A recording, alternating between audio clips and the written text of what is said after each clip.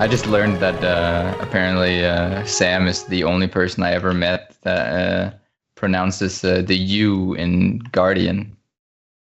Guardian? Guardian, he says. What? And I thought it was the funniest thing, and I had to share that right at the start. That's a great thing to share. Sorry, Sam. Love you, bro. Just throw him under the bus right at the start. Let's just call him. He's online right now. Let's exactly. Let's start the drama. Let's get him in here. Deroir versus Sam. Let's get it going. You can have your own song where you just flame each other in. Like Zach will remix it. Confirmation. Yeah, it'll be great. Well, hello there, guys. We have arrived. It is tea time. Never late. Never late. Always on time. There were a few technical difficulties, guys. Always start when we intend to. Yeah, exactly. A few little technical difficulties, but that's all right. That's all right. We sorted that out. And now we're here, and we have a new face here. It is Fireprufe. Yeah, do you see him? I do see I'm him. here. Hello. Hello. How you doing, man? And yeah, there we go. Let's see. And I think Deroir returning has brought content for us. 2 weeks in a row. What is this? 2 weeks. The combo. What is this? The combo. It's been so long. It's been so long. Just lost in Hawaii somewhere. Yeah. Living at the edge of a volcano or something. Yeah. I'm quite sure. Taking a long road to the path of fire. Yeah. Bad joke. Sorry. Yeah. Stuck in Ember Bay. Yeah. Hawaii. Yeah. He's just farming those petrified logs, man. And he's, Yeah. he needs some trinkets for his new bad builds in the expansion, right? So he's got to get ready for that. But anyway, Deroir, you gotta start us off then with some of your fresh content that you brought. Am I gonna start you off? Yeah. Ooh. I'm excited. Fresh content. Well, before I actually start off with a question for all of you, I actually have a long-term goal that I finally reached that I wanted to share. Okay, do it. I have finally locked. Okay, this is alt accounts, right? I've had 3 alt accounts that for the last almost 2 years I've logged in consistently to the point where now as of this weekend I've leveled like 4 characters on each account to level 80 without ever touching anything. So now there's wood farm just on pure every tomes? single just for tomes. Oh man. Tomes. Wow. That's impressive. So that's been a 2-year project of just long-term determination to get more wood farming going. Anyways, so yeah, that long-term goal. But yeah, I actually have a question for all of you guys that I'm very curious about for the Path of Fire launch. What is everyone's plans? Not for streaming or like content or stuff, but like, what do you actually intend on playing right when the thing hits? What's your goals? What's driving you? What are you most hyped to get in and play? Well, the solution is simple. Hey guys, the solution is simple. Simple as this, guys. I immediately, obviously, I get the Salt Boys. We get the Salt Boys. We just invade every map. We're just spamming memes, going crazy. We grind the fuck out of everything really hard. We beat all the content, all the maps. I do all the story. I unlock every mastery. We do this within a day, obviously. We go hard. I've got those boosters stacked up, Deroir. How many boosters you got, dude? I got that shit stacked up. I'm ready. I don't have any of those black line things. You're totally gonna beat. I got those black line boosters, man. I got everything. I got them all ready. Mate, wait. I need to get those. One of those infusions. I haven't got one of the experienced infusions from More XP. Oh, you got to get on that. That's that's like rookie. That's rookie. That's right? value. That's like casual stuff. Like to not have that. So I'm gonna get on that. But yeah, pretty much just grind everything out immediately. Unlock every elite specialization on all the characters I want to play. Obviously. Get as much gear as I can, like of the new stats. Like you never know if you need the new stats or not. You know. I love how this is the first couple of hours that you're just like, yeah, I'm just gonna do everything. Yes. Yeah. I mean, no, that's the goal. Like the goal is to basically do all the PvE as quickly as possible, do all the story, unlock all the bullshit, all the elite specializations, and after I'm finished with that, I'm gonna go and immediately start playing Scourge in World Versus as well, because that will be one of the first things to be nerfed. Actually, it's busted to the point of making you vomit. So the real key is going to be playing Scourge pre-nerf because it's so much fun. You literally just destroy people. And the thing is, it'll be even more busted. You got to think about this, guys, okay? people will be slacking behind. People won't have the expansion. People won't have unlocked stuff yet. They'll also be playing like shitty fucking Reaper, dude. They'll be playing base guard versus Scourge. That's not going to stand to my Scourge. My Scourge is going to... I got a 1v20, dude, with one Scourge, man. It's too strong, okay? So, you know, that's the plan. That's the plan for me. Masteries... That sounds like a super simple plan. Yeah. Play through all the maps, do the story, unlock all the masteries, unlock all the elite specs, play World versus World, and bully people with broken UOP. When do we go to Reddit about Scourge? Never, or never, right away? No, shh. Never? I want to just keep never it go like to this. Reddit? No, it's good gameplay. It's fun. Leave it like this. It's fine. It's balanced. You just make a post how it's completely balanced and perfectly acceptable. Yes, I think I might make And several just videos. all go upvote. I'm just And gonna then say, guys, the Scourge issues in PvP and World vs. World, it's a learn to play issue, okay? There's no animations on them. Like, they're just all instant cast abilities with no animation. You can't dodge. There's a 20 target fear. You know, that's fine. We need to leave this in the game. You know, like Doomfire procs on everything. This is fine, okay? It's fun for me. So personally, I feel like nerfing it would actually take away from my gameplay experience, okay? Yeah. And that's why we can't let that happen. Yeah, that's my plan. Sounds like a legit weekend plan. Yeah, would you say that kind of? Well, I mean, yeah. Like, let's be honest, right? Like me and you especially, we're going no life, right? Obviously. Oh yeah. Yeah. It's gonna be a shit show. One of my friends actually, one of my friends, he was like, so do you wanna like band together for the Path of Fire expansion? I was like, I think you're forgetting that I'm clinically insane. And he was like, yeah, you're probably right about that. Yeah, that's I unfortunately go full no life. Yeah. But it's fun as fuck. How no life are you going? Like, how no life are you planning on I going? mean, I think I've got a bit more. I'd call it realistic expectations compared to you. I mean, I want to get everything done, but I think I kind of have a hierarchy, and I've kind of sorted out and planned out for a couple of different things. And like first and second, firstly is definitely the masteries. I need Sack, he brought up a point in chat here. Spider farm. If any of you guys fucking find a spider farm like I did with Heart of Thorns, you be sure to fucking tweet that shit at me. I need that. I need something like that. It was a golden boy that I made into a bigger fucking deal than it should have been with Heart of Thorns. And I need that. But I think like realistically, I'm not gonna just be farming mobs because there's probably gonna be a ton of fucking events. But yeah, I made a whole spreadsheet for anyone curious. The statistically when we compare to Heart of Thorns masteries, max masteries, and everything, the statistical XP value for every mastery point that we need to use, which is 52 mastery points in total to max out. The statistical is 420,000 XP per mastery point, which equates to approximately 2.2 million XP, which is only half of Heart of Thorns. So there's something for all of you guys very curious. Yeah, that's actually like genuinely like. That sounds super easy.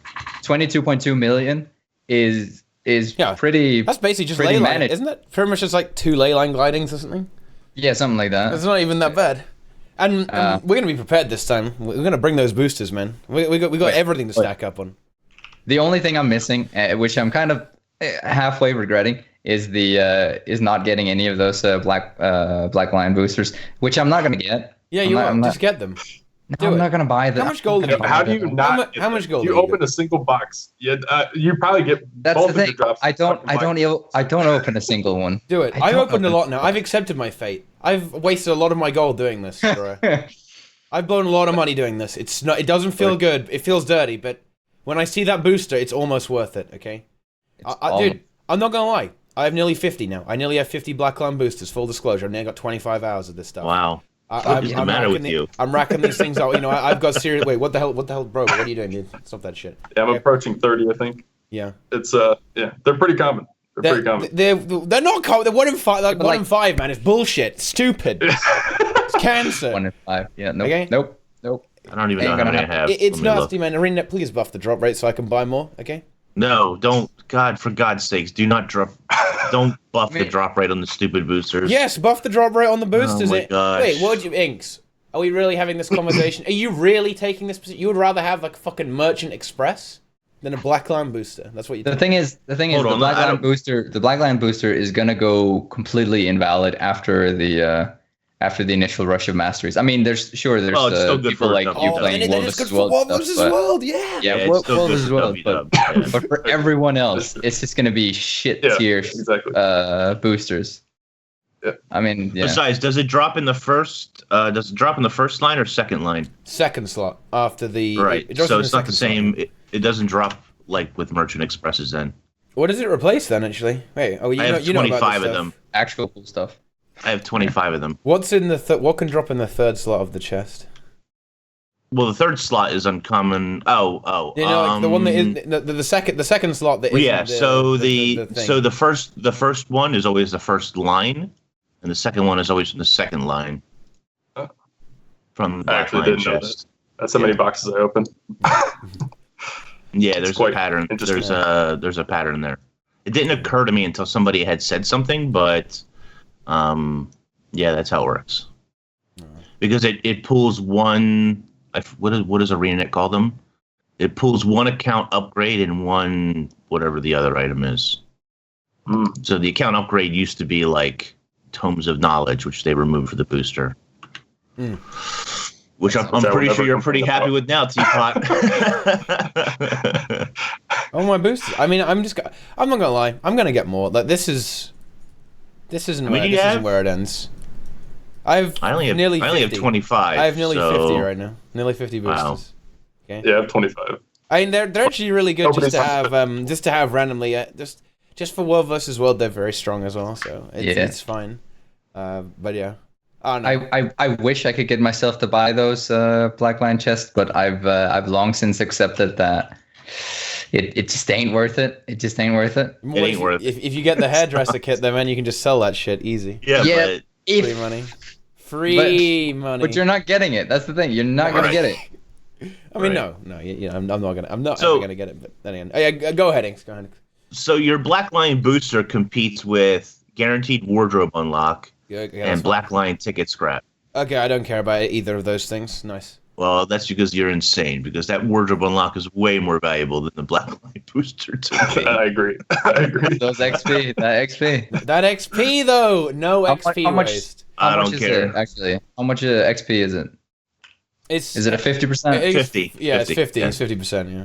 Like. So if we're assuming the max possible total percentage value, you're talking about 400% versus 345% increase of XP. So I mean, luck is not useless. You're insane for us. Maybe if your account shit, it's useless. If your account wasn't shit, then it wouldn't be useless. That's a fucking serious shots fired. Holy shit, fucking Rev. Frost demolished live on stream. Holy shit. Yeah, so the max XP you can stack. I don't know after the booster because I don't think the wiki's been updated, but it was what 365% XP. I mean, that's if you're assuming some of the things that aren't available. No. That's with everything available. Yeah, but not everything is available. That's kind of the thing. Like some of the kite fortunes and like no. Ignore that shit. Enchanted shit. Like if you're assuming everything available, like readily available, we're talking about 345% increase. Right. Okay. So that's pretty good. And that's not assuming the Black Line booster. Right. Yeah. So I don't. It's still big. It's still a big amount though. It's a good chunk. Yeah, it is. Yeah, it is. It's still a good chunk. It cuts down the amount of regular standard spiders from 32,000 to 16 to about 17,000. So yeah. That's calculation of spider kills. Everything. Yeah. According to this, it's 395% without account bonus or location specific bonus, and it doesn't talk about kite fortunes or nothing. That's true. It says it's just the experience bonus, the kill streak bonus. Wait, what? Isn't this like including another kill streak bonus though? Why are there two kill streak bonuses here? Because one is there's a boost specifically for it, Oh, really? and then there's Oh, wait, the, what? the celebration thing that just gives it to you. Oh. Kind of. I think So that's how it there's- works. You can have two. You can have 2 kill streak bonuses then. No. It counts as the same thing. It's Oh. just Yeah. It's just a Okay. shitty system, really. Okay, well, never mind then. Well, either guys, we've digressed from the original question, which has only been answered by half of us here. So let's get back to that. Let's see. You know what? Let's mix it up. Fireprufe, here. Tell us, what are your plans for the expansion on launch? What's happening? Hit us with it. Immediately go for as many mounts maxed out as possible. Mounts first. Mounts always. first. Right away. Everything. Instant mounts. What I'm scared about though. So the mounts have this really cool idea, right? Where there's certain areas where you have to have this mount to get to it, right? What I don't want to happen is all of these special areas have some chest or something that's equivalent to the chest you find randomly in the Heart of Thorns maps, that every time I open I cry a little bit inside because there's nothing in them, right? I want there to be like a reason to go to these areas and like a reason for me to get the mount up. I'm gonna do it anyway, obviously, but I want there to be a good reason for me to go to these areas, for me to max this mount out, and we'll see what happens. But I mean, I'm going for it first. I wanna ride around in a manta ray. Just saying. I think actually, like 2 points. I think to a certain degree, every mount is going to be basically interchangeable with the other ones. That's how they kind of phrase it in all of their promotional videos. I don't doubt that some of them will feel way different regardless, but I think a lot of the actual utility of them will be kind of interchangeable, and it doesn't really matter which one you're using. That said, I think especially the teleport wolf is going to have some crazy jumping puzzle potentials that none of the other mounts do. Right. Second point, which I completely forgot actually. I think max mastery is actually going to require you to do at least part of the story. I've got this theory going where you kind of I believe that every single mount is tied to a specific map where you unlock it, and so you're doing the Crystal Oasis is all raptor shit, and then obviously there's going to be different things hidden away, blah blah blah, that you can't access, and then you move on to all the other maps and unlock those. But I think the most important thing is to just get those parts of the story done, like where you unlock those mounts before you start maxing out any mastery, because potentially you might end up in a situation where you're just wasting XP because you haven't done the next story step where you get the and nobody wants to be in that situation. So Zerg the story first then, is what you're telling me. Zerg that story out. Boom. Well, actually just Zerg it to the point where you have all the mounts and then go crazy on the masteries. I mean, that was similar to the Heart of Thorns one, right? Where you had to have like poison lore or like all these specific ones to progress through, and then if you didn't have it, you were just sitting there just burning experience for like no reason. Yeah, exactly. Or you had to go in a different tree, which you don't want to do because you want to keep going to get what you want. Yeah, and it felt super shitty when you didn't. I don't think they're gonna lock it. I don't know. I don't think they'll do that again. No, they won't necessarily lock the story, but I think they will tie the mount and the mastery acquisition to the stories. So you have to do a specific. Right, you'll have to have the mount in order to. Exactly. Right. Yeah. Exactly. I think then, and the thing with the mounts per map, I think that's kind of implied because there are some NPCs. And if I recall correctly, didn't ArenaNet say this, that it's like each mount is tied to one map? But at least some of the NPCs they were talking about. Yes. To get one of those rays, we'll have to go to the south because that's where they have them. That's where they have them. The Elon Riverlands is confirmed by a what's it called? An NPC to be the Skimmer. The Skimmer, yeah. And then I believe the Crystal Highlands is going to be the Skipper, the bunny thing, and the Desolation is going to be the Jackal. Yeah, I think that makes sense. That's my assumption. The Skimmer is the most important, though. Let's be honest. Is it though? That's what everybody needs to You gonna ride the bunny? I'm actually not kind of sold on the Skimmer. I mean, it's cool and all, but I think it's ugly as shit. Maybe, and I know that's a very subjective opinion, but it's just ugh. It's cool. It makes great sounds though, like. Yeah. I can't wait to get super tired of those. We need another sound off. I mean, just mute mount. Mute mounts? No, they probably will add that. That would be pretty logical. I want the rabbit to make little like carrot chew sounds. You know, just Wait, put a microphone right up next to a rabbit. Let's just make a little Bugs Bunny, carrot eating sounds or whatever. Carrot eating sounds? Yeah, Carrot for the eating rabbit. sounds.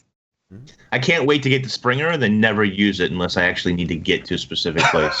Yeah. Because that's what I'm going to do with it. Yeah. It's going to be locked away in the dungeon. Oh, you have a dungeon? Bunny dungeon. You have a dungeon yeah. for Bunny mounts? That dungeon. sounds like animal cruelty. Yeah. I'm gonna send Pete after you. I mean, Inks actually. This is a little known fact about Inks, guys. He actually, last year he decided to go full master and he turned his whole house into a dungeon. That's exactly what happened. There, I guess. Whole house, yeah, exactly. His whole house turned into a dungeon, guys. He went full master. Anyway, Inks, you have to answer the question now. We know what everyone's doing except you. I mean, what are you doing? Everybody else is. I don't know. Everybody else is playing the game to have fun. I'm gonna be making content. Sounds like the wise idea, actually. Yeah, I mean, like while we're playing the game, like Inks is making bank, dude, off these YouTube I mean, so the first day, or launch day, I'll be streaming. So the idea is to just do the demo story so I can get the Raptor and then run around for a couple hours doing whatever the game, probably running to the next map so I can see the undiscovered portions of the map and the next map just so I can see what's new. And then from there, I need to sort of sit down and double play the story because I'll be playing the story on one character for content creation and playing the story on the other character for my main character that I'll be playing. So like I need to do both of those to roll that out and then see what other content there is to make before I fall behind. Because if I just sit there and play like I would want to, I'll make nothing for a week. You know what I mean? If I may give you a tip, I guess, because I was thinking, what are you actually going to make content about if you don't know what the content is? I think. Well, I got a video about that next week that we don't know what the content is. But yeah, I think I'd a tip for you. It would be play until you find something that you think is worthwhile, so to speak, and then make content about that. Like, I think if you're just straggling all over the place and kind of scrambling to get everything into one, you're more than likely to just stumble and fall. I think if you specifically say, yeah, this feels cool, like this could be a something that everyone would be interested in or whatnot, make something about that. Yeah. I mean, my initial thing is to cover as much of the story as I can, but I'm not going to do that on stream because people have like a love-hate relationship with that. They'll either watch you because they don't care because they're playing it already or they've already played it, or they won't watch at all because they want to, which is fair enough. They want to experience it themselves for the first time. So the idea is just to do what we've seen and then try and level the Raptor up, because I've got I don't have max experience stuff like you guys do, but I've got a fair enough, so I'll generate enough experience while I'm playing. So I'll boost myself up. I'll get ready to go out and do events and do whatever there is to do, right? And hopefully while I'm out there, like you were saying, Deroir, I'll pick up a couple of pieces here and there that I want to expand upon or share upon or whatever the case is. We'll have to wait and see. Character-wise, I'm set. I've got 14 characters, level 80 now. They're all semi-geared here and there. Inks. MMO Inks. MMO Inks. So what you're telling me is that you've undeleted all your characters. You know every character you deleted. Either they've been undeleted or remade, and they're level 80, sitting in Draconis Mons. You've remade them, but you deleted them. Well, they're going to get deleted again. But why, though? You need them. You just said you need them. No, I don't. I don't need them. I only need them for the launch of an expansion and achievements. Once I have their special weapons and gear, I don't care about them anymore. They're useless. Well, okay, I got to ask, do you not feel a little bit sad every time people are talking about birthday gifts, like the luminous weapons and stuff? Those things are actually Yeah, but I get luminous weapons. I got my weapons. My ranger is max age. Okay, so you okay? I thought you Right, actually yeah, deleted yeah. every No. one of your characters at least one point. Okay, I get it. Yeah. I mean, one of the other things you said is probably near the top of my list is just exploring, right? The whole new areas and stuff, trying to get to the new maps, new areas, see what's actually there, see what events are sort of happening there, see what like map-wide events are happening, the metas and all that. That's probably near the top of my list too. That's a really fun thing in my opinion, like seeing what's actually happening in the areas. And since these maps are supposed to be like really large, really huge area to explore, it's going to be very interesting to see what's actually there. So I think that's one of mine too. Yeah. People don't seem to realize too that I have an alternate account with 9 level 80s on it as well, and then it's a third count that is just EU that has 3 level 80s on it. So it's not like I have a shortage of level 80s. It's just on my main account, I only like having one character. The other ones just sit and farm flax or something. They don't do anything. Actually, the other 2 don't even have Path of Fire. But like so you don't need to delete them just because. Okay, never mind. We're just gonna. It's a conversation that It's a conversation that 0.01% will ever agree with. It's fine. Yeah. But yeah, I just care about getting the achievements. I don't care about the classes or nothing. All the classes are crap anyway. It doesn't matter. You'll just play whatever's the best for the meta, and then you'll move on to whatever. Play your flavor of the month. And if you have legendary armor, the flavor of the month doesn't even matter. You just play whatever is the best, and there you go. You're set. Whatever flavor you want. Yeah, I just need to work on 2 more sets of legendary armor, and I'm good to go. Done. Easy. Right now, I can just play any medium class, which is really just druid. So there you go. Nice.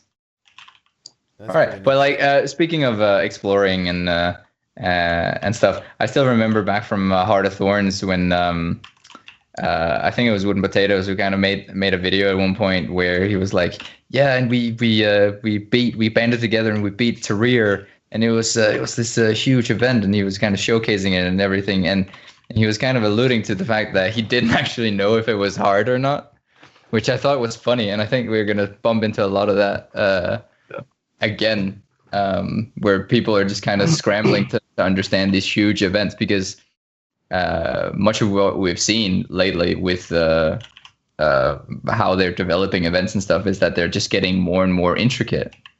The things that the players have to consider and stuff, and I'm genuinely hoping. I said this last time as well, and I'm gonna stop talking about it after now. But I said this last time. I genuinely hope that there's gonna be 2 like mega bosses, like those hard to quaddle things. It would be nice. Yeah, that'd be pretty cool. Yeah, it's been a while since we had something like that. I mean, Morgemont wasn't. I guess doesn't really count. It might be like that on launch, but then how long before people complain about it and get it nerfed? Well, day 1, as soon as they encounter it, and they fail. Oh my god, it's too hard.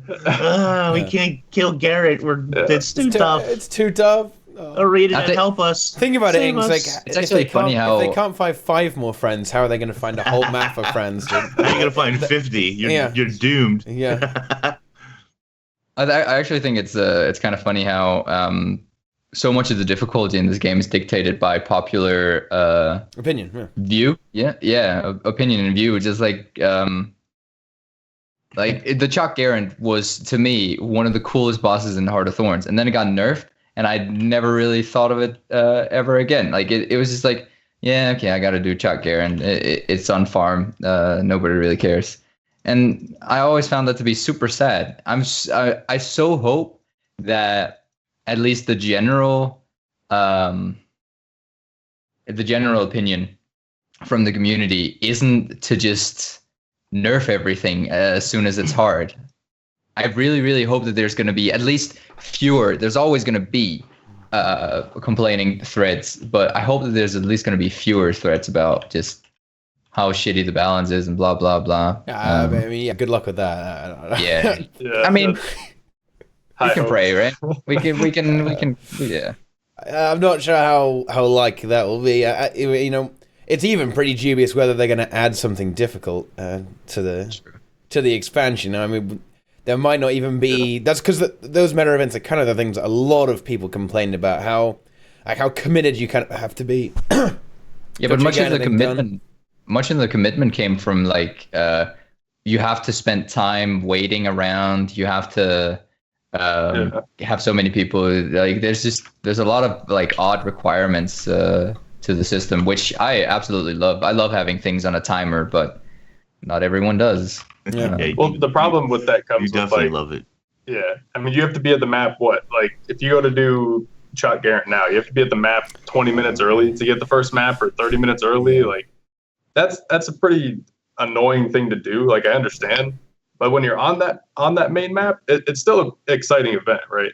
I mean, I remember the first time I went to that, and like you said, it was actually quite difficult. You got destroyed very fast, which wasn't really a problem in my opinion. Obviously, people took it as, oh, this is way too hard. But I mean, I don't know. I enjoyed that, but back then it was also different, where you could really join any map and the event was happening, right? Once the event's out for so long, you kind of have to get on the main map to even really have a chance at it, or the second map, right? Which also sort of causes a problem, right? Can I be a bit of a dick here? Because I kind of think that, because I saw there was a thread on Reddit at one point which kind of uttered the same thing. You have to be on the map 30 minutes before. I kind of find that boils down to the laziness of players, not wanting to tag up again, and that's it. It's not about the system. It's not about, because the moment we're talking about main maps, second maps, and third maps is when we just boil it down to there being a finite amount of successful attempts, which isn't true if there's enough players. All you got to do is tag up and start your own map, but people just aren't willing to do that. People want to be spoon-fed. You also might not get people. You also might not get people. Not getting. There's always the possibility. True. Right? Yeah, because I've tagged up on an extra map. Like, if I can't get into the main map, and like I've tried for whatever 10 minutes, right? I'll tag up, but if you don't get 3 other tags, right, for Shot Garrett, and then get 100 people, then it's kind of like, there is the chance of success. The second, third, and fourth tag is, or however many you actually need, is still, or the lack of them is still caused by the general laziness of players, because you can't just succeed with one proactive player. At least that's what it seems like. You kind of have to have a community-wide opinion that, all the other maps are full. Let's try and do something about that. But that's generally not what I see happening. At least not with old content. It's much more likely, at least what I've found, with newer content. But given that's going to get on farm at one point, who knows? I mean, the new ones, obviously, you're going to have a bunch of people. Like, if they have, I mean, I'm sure they're going to have the equivalent, right? You're going to have a bunch of people that are willing to tag up just because they're not afraid to really fail in the beginning, I think, is what it is. They're willing to, dare I say, waste their time, like, attempting something, right? When it's on farm, they're like, all right, if I go do Shot Garrett, I want to complete it. If I don't complete it, then I'm going to be disappointed that I went, or that I wasted my time going there, right? So I feel like in the new expansion, there's going to be more willingness to do that, which is going to be great. But then how long that lasts is a different question, right? That's always the question. That's always the question with every new, especially the hardcore things. Take any of the fractals, for example, any of the new additions to the fractals. The amount of time it takes for the LFG to change from there's a lot of just like trying 100 cm, 99 cm, whatever, to all these intense requirements and stuff that gets added on. You see, leaves no hero behind required to do 100 cm now. Are you fucking kidding me? Really? Really? Yeah, you can't find a regular pug group. That was the early one. Now it's like ping most 50 of them essences. Are like, exactly. I was about to say 50 essences. That's the standard one. Fucking, I don't know, what a clown fiesta. People just like, I think to some degree it boils down to whenever people experience success with the content, and whenever they've seen something work out, they expect all the players around them to kind of strive towards that same thing, regardless of them having tried it or not. Yeah, I don't know. It's kind of funny. And I think we're gonna see a lot of outrage. As with everything, people learn the strategy, and then it's just free fun. But yeah, sorry. Go ahead, Fireprufe. I said just once you complete it once, you're 100% an expert. Clearly. Yeah, exactly. Yeah, bro, exactly. After that, yeah, full pro, man. After that, you got that down, 100%. Yeah, I think that's something that they're going to be looking to avoid. I guess it's kind of unfortunate for us who like it a bit of a challenge, but I think they're going to avoid putting too much into the maps that requires some level of organization, right? I think it's going to be a lot of the maps are going to be very, very casual friendly, and then you can just kind of roam around and do whatever, and you won't really need this group of players to go and do stuff. Maybe there's two of the maps, like one or two of the maps are like that, maybe towards the end, that have a difficult boss on them or a difficult meta. It might not even be a big part of the map, for example, like Tequaddle, right? I mean, Tequaddle is he's just there doing his own thing, but there's other stuff going on the map as well. That might be the case where it's not all, where the map is not completely oriented around this huge boss battle at the end thing. Dragon Sand, Chant Garen. Like Dragon Sand, yeah. Like particularly Dragon Sand, right? I don't think we're going to see something like Dragon Sand. Well, maybe we will, though. I don't know. Maybe I don't know.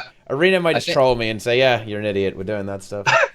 I think a lot of the comments that they seem to have been listening to, at least, is some of the comments that's ever since Heart of Thorns came out and every map was oriented towards the meta events and stuff. There's been a widespread community opinion that we need more plain old maps, and I think that's what we're going to see the majority of these maps be, like not geared towards meta events in general, like maybe not at all even, but I do still hope that there's going to be some.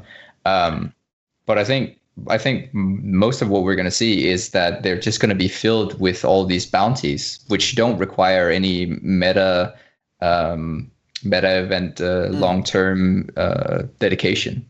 No, it's just whatever is up is up. Yeah. I think there's a lot of validity in a number of those complaints for Heart of Thorns, though. Definitely. Just because of the way that Heart of Thorns was designed. But I hope, I would expect that ArenaNet is smart enough to know that it needs to be balanced, not all one or all the other, because neither is the answer, right? The answer is a mix of both of those. Yeah.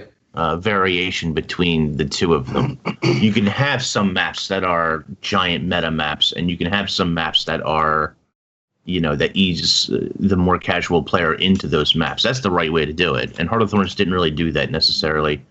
And Crystal Oasis looks to be like a casual ease map into hopefully something more difficult.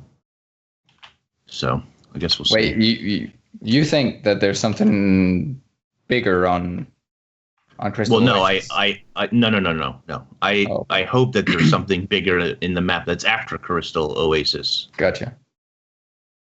But do you want it to be like Dragon Stand sort of setup, or would you want to see it like Career setup? I think more like a Career or the Garant kind of meta event. I like the Garant meta event a lot, actually. I like AB quite a bit as well. The reason I don't like Dragon Stand is because it's not even the meta event. The meta event for Dragon Stand is fine, but it's that the entire map revolves, like you can't really explore the map real well. Yeah. Like the entire map is the meta event. Yeah. Right. Rather than a large meta event that happens on the map that involves the majority of it, but also has lots of side events that lead up into that cycle. So more like a Tangled Depths or an AB, I think, is sort of what I'm hoping for, that a couple of the maps will be. It's kind of a bit of a middle ground then. So it has, the meta event is a really big part of it, but it's not completely dominating it and renders everything except it completely redundant. The fact that you can't even go anywhere. Yeah, on the other hand, I will say this for Dragon Stand. I think Dragon Stand is one of the better ways to handle like a super large important boss in the open world that's not locked behind a raid or an instance. Just because I feel like that worked out really well for them and for general players for the most part. Yeah. I mean, I like as Dragon. opposed I think to Dragon's something fun. like, I don't know, like some of the other bosses there. Well, Triple Trouble was a pretty good boss, but they haven't shown any proof of wanting to head back in that direction. Yeah. I hope that's not true, but you know. Yeah. As we mentioned, I think it would be really, really cool if they added something like Tequaddle or Triple Trouble, right? You don't have to have it as like a mandatory thing to get the rewards on the map, right? Because that might trigger people. But definitely just have it as an aside somewhere on the map. That would be really great, right? That you can trigger this boss in some way. The boss is, it's difficult. You actually have to at least be reasonably coordinated to beat it instead of just brain AFKing like you can with the HOT ones. And that, I think that would be really cool, because that's, the open world is not something these days we associate with challenge, right? But back in the day, it was no joke. It was no joke to do Triple Trouble, guys. It was no joke to do Tequaddle before they nerfed it into the ground, right? I think the worm kind of got... Wait, did the worm get nerfed? Or is it mostly the same? It's mostly the same. Yeah, but then... Somebody might correct me, but I'm pretty sure it's mostly the same. But now you have good strats, and you also have elite specialization, so... kind of wreck everything, right? Yeah. But I don't know. I think it'll be really cool. I kind of do enjoy open worlds, man. It's the casual within me, dude. Like, I may be a toxic, bitter, horrible elitist player, but I actually do like more than just raids in this game, guys. I do enjoy the open world. I mean, I still enjoy doing Dragonstone and Chat Garrett, man. I still enjoy doing that stuff, even to this day. It's fun, it's relaxing, and it's good to do with friends, right? Like, it's quite remarkable, actually. We've been doing some Dragon stands with Salt recently, and you can speed it up so much if you just have like 10 to 20 people who actually do damage and actually kill things. It just goes it doesn't take long. It goes so much quicker if you have people who actually play vaguely correctly, right? So yeah, in doing those things with an organized group is actually a lot of fun, man. Like, we've done some in the past. We've done some stuff with Salt, right? We've done Triple Trouble Worm, and we did it. We did that pretty quickly, and we just wrecked the worm in like 2 burn phases. I mean, you can do it in 1, but we suck. I don't know, we're bad. But we've done Chat Garant. We've just like 1 bursted all the Garants mostly. Then you have to wait 10 minutes. I don't know, dude. It's for the rewards. Yeah, for the rewards, you gotta wait for the fucking time. But yeah, it's fun to do with them a little bit of open world, boys. Open world fun, guys. It's fun to do. It's very meditative. Actually, after it's come or it's gotten to the point of farm, it's just like I'm just gonna chill and get rewards and blend in with the crowd. It's kind of fun. Yeah, blend in with the crowd. No, dude. You want to start flaming? What are you talking about? Or that. Dude, you go DPS, like the DPS is low? Just say, what the hell are you guys doing? Stop being trash. Like, you just guys, like, you're doing less than auto attack on Scepter, on Necro, dude. Let's call them trash, dude. Somebody clip that, please, and link it to every Reddit thread where people are asking, why is this community so elitist? Yeah, go on. I'd upvote it. Yeah, me too. Damage is low. Just stop flaming. Stop flaming, dude. You gotta let people know. You gotta let people know. And in Guild Wars 2, it's not okay to be bad at the game. Exactly. Okay? It's not okay. Yeah. You heard it here. There you go. I am exposed, guys. I am an open world casual. On the previous note, though, I genuinely enjoy the whole coordination of or trying to coordinate so many people. Like I've done some public events before with Shatter, and I remember back with Heart of Thorns. I like once when I finally got to Dragon Stand, I kind of just decided to set up the entire map with a couple of guildies and try it out. I really enjoy that progression with the entire circ and kind of seeing where everything fits and forcing everyone to use food and not shitty, just pop on some burgers or something to hide that they're using bad food. I don't know. I really enjoy the whole aspect of commanding when you're learning as a group. It's really fun. Yeah. But Magic Find. Yeah. Magic Find's important. That's one. It's one of the. Gotta best. Use Magic Find. Who cares about? You got to stack up that magic. You're not gonna get loot, man. You know, that 20% of that 0% drop rate is going to really make the difference. You're not gonna get loot from the thing that we're not gonna kill. Yeah, It's important. you can just swap. You can just swap right before it dies, right? You can just do that food swap. Exactly. You know, Exactly. That's some PV. That's PV high efficiency. APM. High APM strats. Like bosses on 1%. Boom. Swap to magic find. Get that gear. Just like swap the gear. Just like get all the magic find. The magic find infusion. Just swap it in. Easy. Oh, it sucks so hard if if the entire circ is swapping at 1% and there's like 5 seconds left. And then everyone dies. And then you don't meet the actual requirement for that 1%, and the timer runs out. That would be fucking hilarious. That would not be funny. That would be fucking horrible, man. That would be goddamn horrible. That would be fucking laughable. No, that would not be cool, dude. That would be really fucking bad. But yeah, you're absolutely right. You know, like progressing through something as a group, I don't know. It's kind of better the bigger the group is to a certain extent. Like the bigger the clown fiesta, there is kind of a lot of fun to it. Like because it feels epic, right? Like raiding is good. You're coordinating 10 people. You're all working towards one goal. But when you're coordinating 50 people, it just seems even more epic and even more of a fiesta, right? And that could be something really cool that we could definitely see in the expansion. Or you know what? On the other hand, guys, let's just bring this back to reality. Maybe we'll just flatten everything with our berserker gear, okay? You know, probably. Like, maybe that will happen. Like, it will be tuned to fucking like soldier gear with durability runes or something, man. Like that's what the DPS checks are tuned to. So you're just gonna roll over stuff with that elitist min-max builds, you know? Like you're supposed to be running. I don't know. Macros. I was seeing a lot of people fail those legendary bounties. Wasn't going so well for people there. Yeah, because people were running shit builds. No, but how's that any different from the live client? Not everyone was watching your video, Inks, about how to prepare for it. So everyone just had shit to your guild. No, my video doesn't cover which build you should run, but anyway. Well, okay. I think you should run whatever is the most fun, Deroir. Yeah. Have fun. Have fun in the game. Berserker. Enjoy the game. Yeah. Yeah. Why don't you just have fun, Deroir? God. It's play how you want. Game. Man. It's play how you want. That's right. Play how you want. I want to play to actually kill stuff and not just get hit in the face. I want to just AFK. It's a weird mentality. It's a weird mentality to just like, yeah, I'm just gonna go full toughness. I enjoy just getting hit in the face. What? I guess that's what a tank does, but never mind. Anyways. Yeah. Anyways. So, yeah. Anyways. There we go. That's what we have to say with regards to open world stuff. I don't know, man. I'm looking forward to it. Yeah. Me too.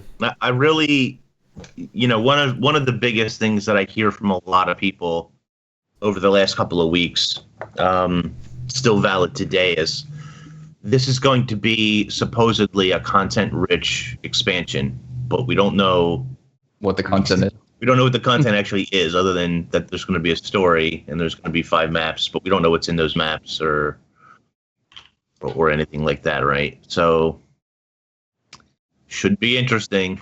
Yeah, it's a really good question. The only thing that we've really heard is the bounties, and we don't even know how far and wide that actually spreads.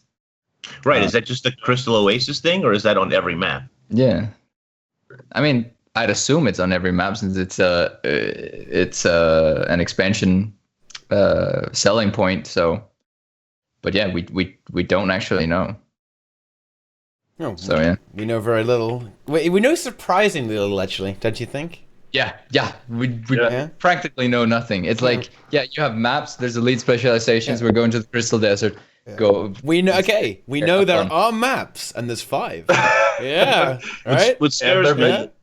What sort of scares me a little bit is they did this with Heart of Thorns with the number of maps.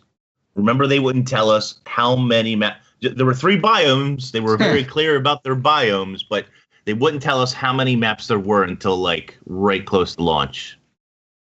It's just like a Band-Aid. Just tell us. Get it over with, because people will rage. They'll have their little fit. Then you can release, Electric Timey in the gem store, and everybody will be happy again. They'll forgive you. I think. So just tell us. Let us know. One of the strong sides for their marketing, when they're not talking about the actual content of the expansion, is that the rage is sort of gonna trickle in. It's not all gonna hit at one point. Like say we realize, or players slowly start to realize that there isn't actually any hard events, there isn't actually any meta things there. No big meta events. Yeah. Once they start to realize that, the rage and the outcry is slowly going to trickle in because not everyone's going to be aware at the same time, and so you kind of don't get I don't know, you risk getting a snowball, but you don't get this whole slap in the face immediately when you talk about it. Say like when they were talking about challenging group content for Heart of Thorns, and everyone was like, Heart of Thorns is not challenging. Like, what is this? What is this? You're lying to us. It could be too that, like you said, with the trickle effect, it could be too that by the time the bulk of that starts to hit them, they'll be talking about raid releases and season 4 and so on. Yeah. So that'll soften the blow, right? You might hate this, but wait till you see the next thing. Wait till you see season 4 Timey. She's gonna be the best ever. She's gonna be in a new golem. No. This one's got bunny ears. I don't know. Yeah, just as a brief aside, can we actually just get a mute button for Timey? Can we just legitimately? Can there be an option where like the stupid headset you have that's communicating with Timey from wherever she is? Can there not be an option just to take that off? Just throw away your telephone. Just throw away the transponder, man. And get rid of that shit. Okay. And that very well could be the case, right? Because I mean, if you're really considering it, there's not like a lot of the content is actually kind of buffered behind a little bit of time, a bit of time. So you're gonna have to wait for some of it. You're gonna have to wait for the raid, which will be coming shortly after release, right? And presumably any new fractals or anything like that. Right. Yeah. The story is also probably going to be coming considered later. Probably when's the story? Probably comes let's see, October. So probably either very late in 2017 or 2018, right? Do you mean the season 4? Yeah, season 4. Season 4. Okay. Yeah. Did they actually say that? No, they didn't say when it was going to. They haven't said anything. Yeah, they said that it would be. Yeah. They said that it would be a couple of months after release. Yeah. So 3-4 months. Yeah. It's gonna. Oh yeah, we're gonna hit this kind of. When do you guys expect season 4 to hit? I'm expecting February at the earliest. January. At the earliest? I say December. Yeah. We've seen for the last whatever many years we've had the living story that there's never anything dropped into the game early January.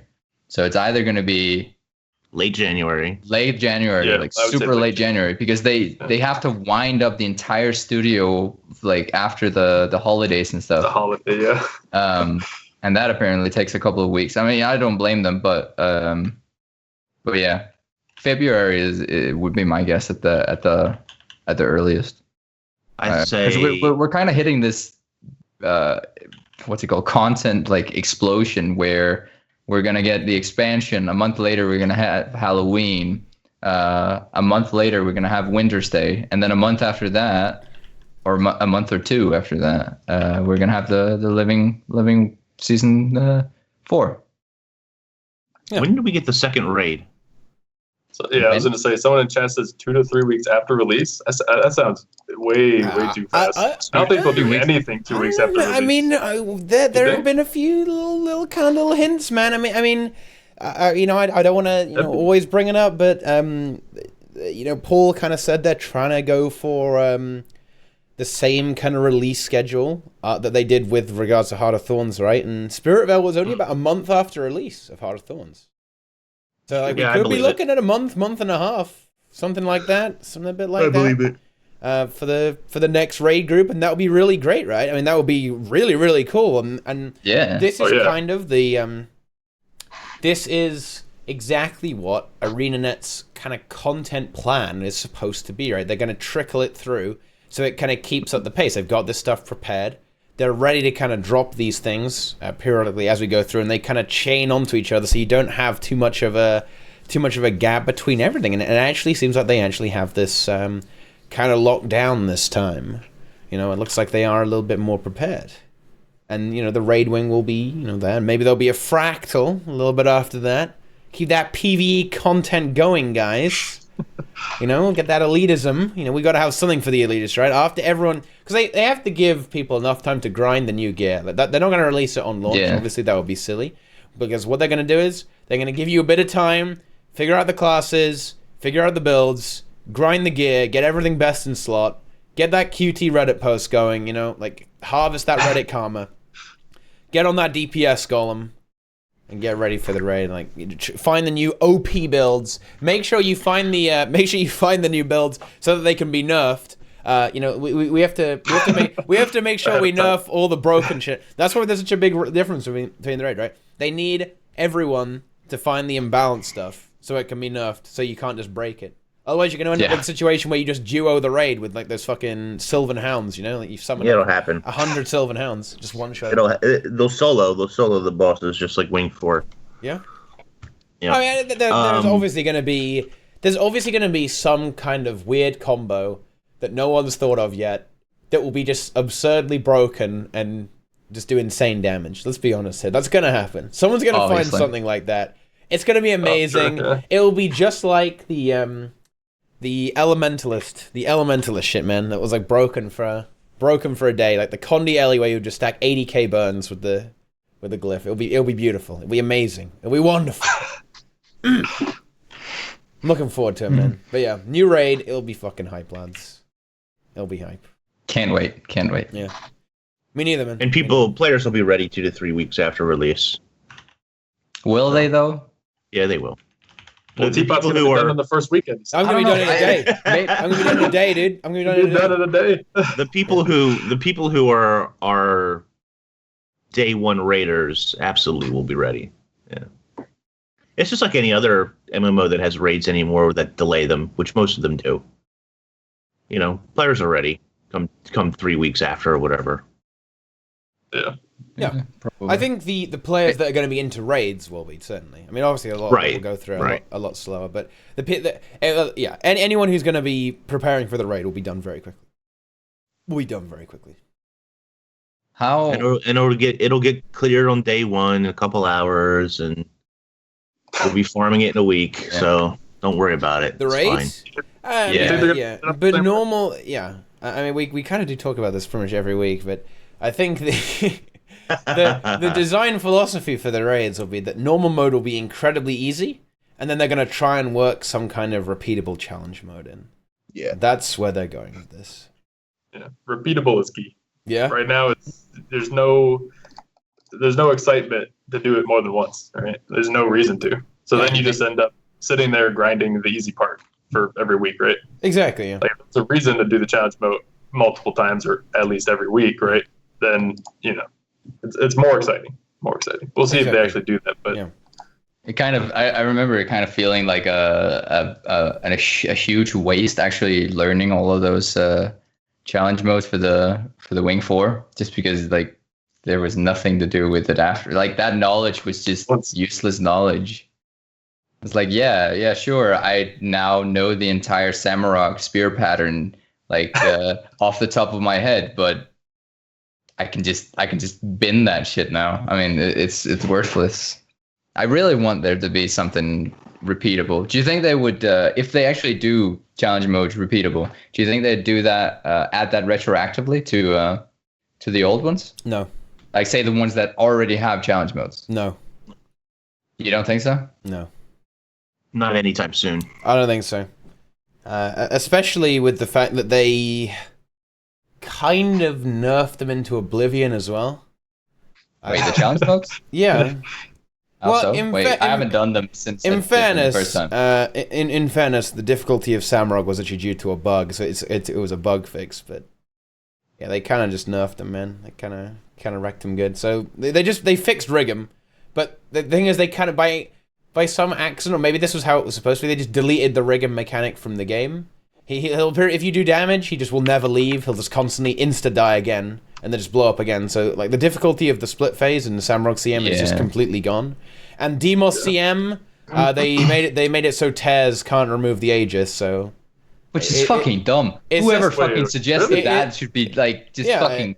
What is wrong with It's you? just a lot safer, you know. What? It's just What? it's just a lot safer. That's actually a lot thing. safer. Oh my It's gosh. too safe is the word. Yeah.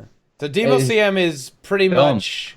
I don't know. Like realistic Demo CM is basically the same as normal mode, except he has more HP. You know, it's. Yeah. There's not Right. a.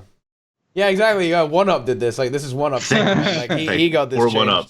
Yeah, another thing we can blame QT for. Not only is QT making everyone elitist, it's also It doesn't make content easier. also making the content easier because QT might pretend to be elitist, but actually, that's why you don't see them streaming, because usually they struggle with raids on a daily basis, guys. They're struggling with raids. They're just there preparing. Just like, the raids are too hard, man. Their sick deeps isn't enough. It's not enough. QT can't do the raids. Guys, it's fake news, by the way. I'm just saying. That's not true. QT can't do the raids. Trying to start drama. Yeah, I'm trying. No, I'm Gotta get every drama No. thread going. We're not doing drama, guys. We're not doing that. We're not doing No. drama, right? That's not happening. No, you get demonetized for that. Academy Guild. Yeah, QT are an Academy Guild, guys. It's true. It's true. Academy Guild. Wait, is that a? Never mind. It's a raid training guild, man. Oh, The T in QT is for I had training. no idea. Training. Yeah. Quality training. Quality. Qual- Yeah. Quality training. Quality training. That's what it is. Is DNT is do not train. Did not train. Did not train. Did not train. There you go. That's the NA mentality, man. That's why. Motto is salt first. Yeah. What? So first. Yeah. World first. World first. Yeah, World sorry, first. that was world first. Yeah. World's first, always, and also first try. Obviously. Yeah. World's first and first try. Good times. Good times. Does not test. They can't test. ArenaNet said that they did too good a job, so they had to kick them out. Yeah. That's totally it. You know what else happened, guys? We got a lot of interesting news about kind of like the direction of what's happening with the story, right? Because Oh yeah. someone is gone from ArenaNet, and I Uh-oh. think Inks has a particular interest in this. So why don't you why don't you lay this It just so happens. why do you lay this down, man? I don't have anything against Angel McCoy. It just so happens that she's created two characters that I don't particularly love. That's all. Yeah. Scarlet and Timey. Yeah. But now, to be fair, a lot of people love Timey. So, What? I guess it depends on whether you love her or not. Give me one person who loves Timey, Inks. I'm sure somebody in chat, in these 291 people. I hear Brazil is a huge fan. Somebody loves Timey here. All right, guys, we know we're doing a Timey test, guys. If you love Timey, put Brokeback in the chat, please. Okay. Brokeback. What? Yeah. Okay. Wait, See, what? Timey is Oh awesome. my god. I think. Timey's yummy cummies. What the fuck, dude? Wow, that's something. That's something, Kevin. Besides, there's another thing too. I really think that that Reddit post was really terrible. She's worked on a lot of other stuff that people love. Yeah. Just because if you didn't like Scarlet or you didn't like Timey,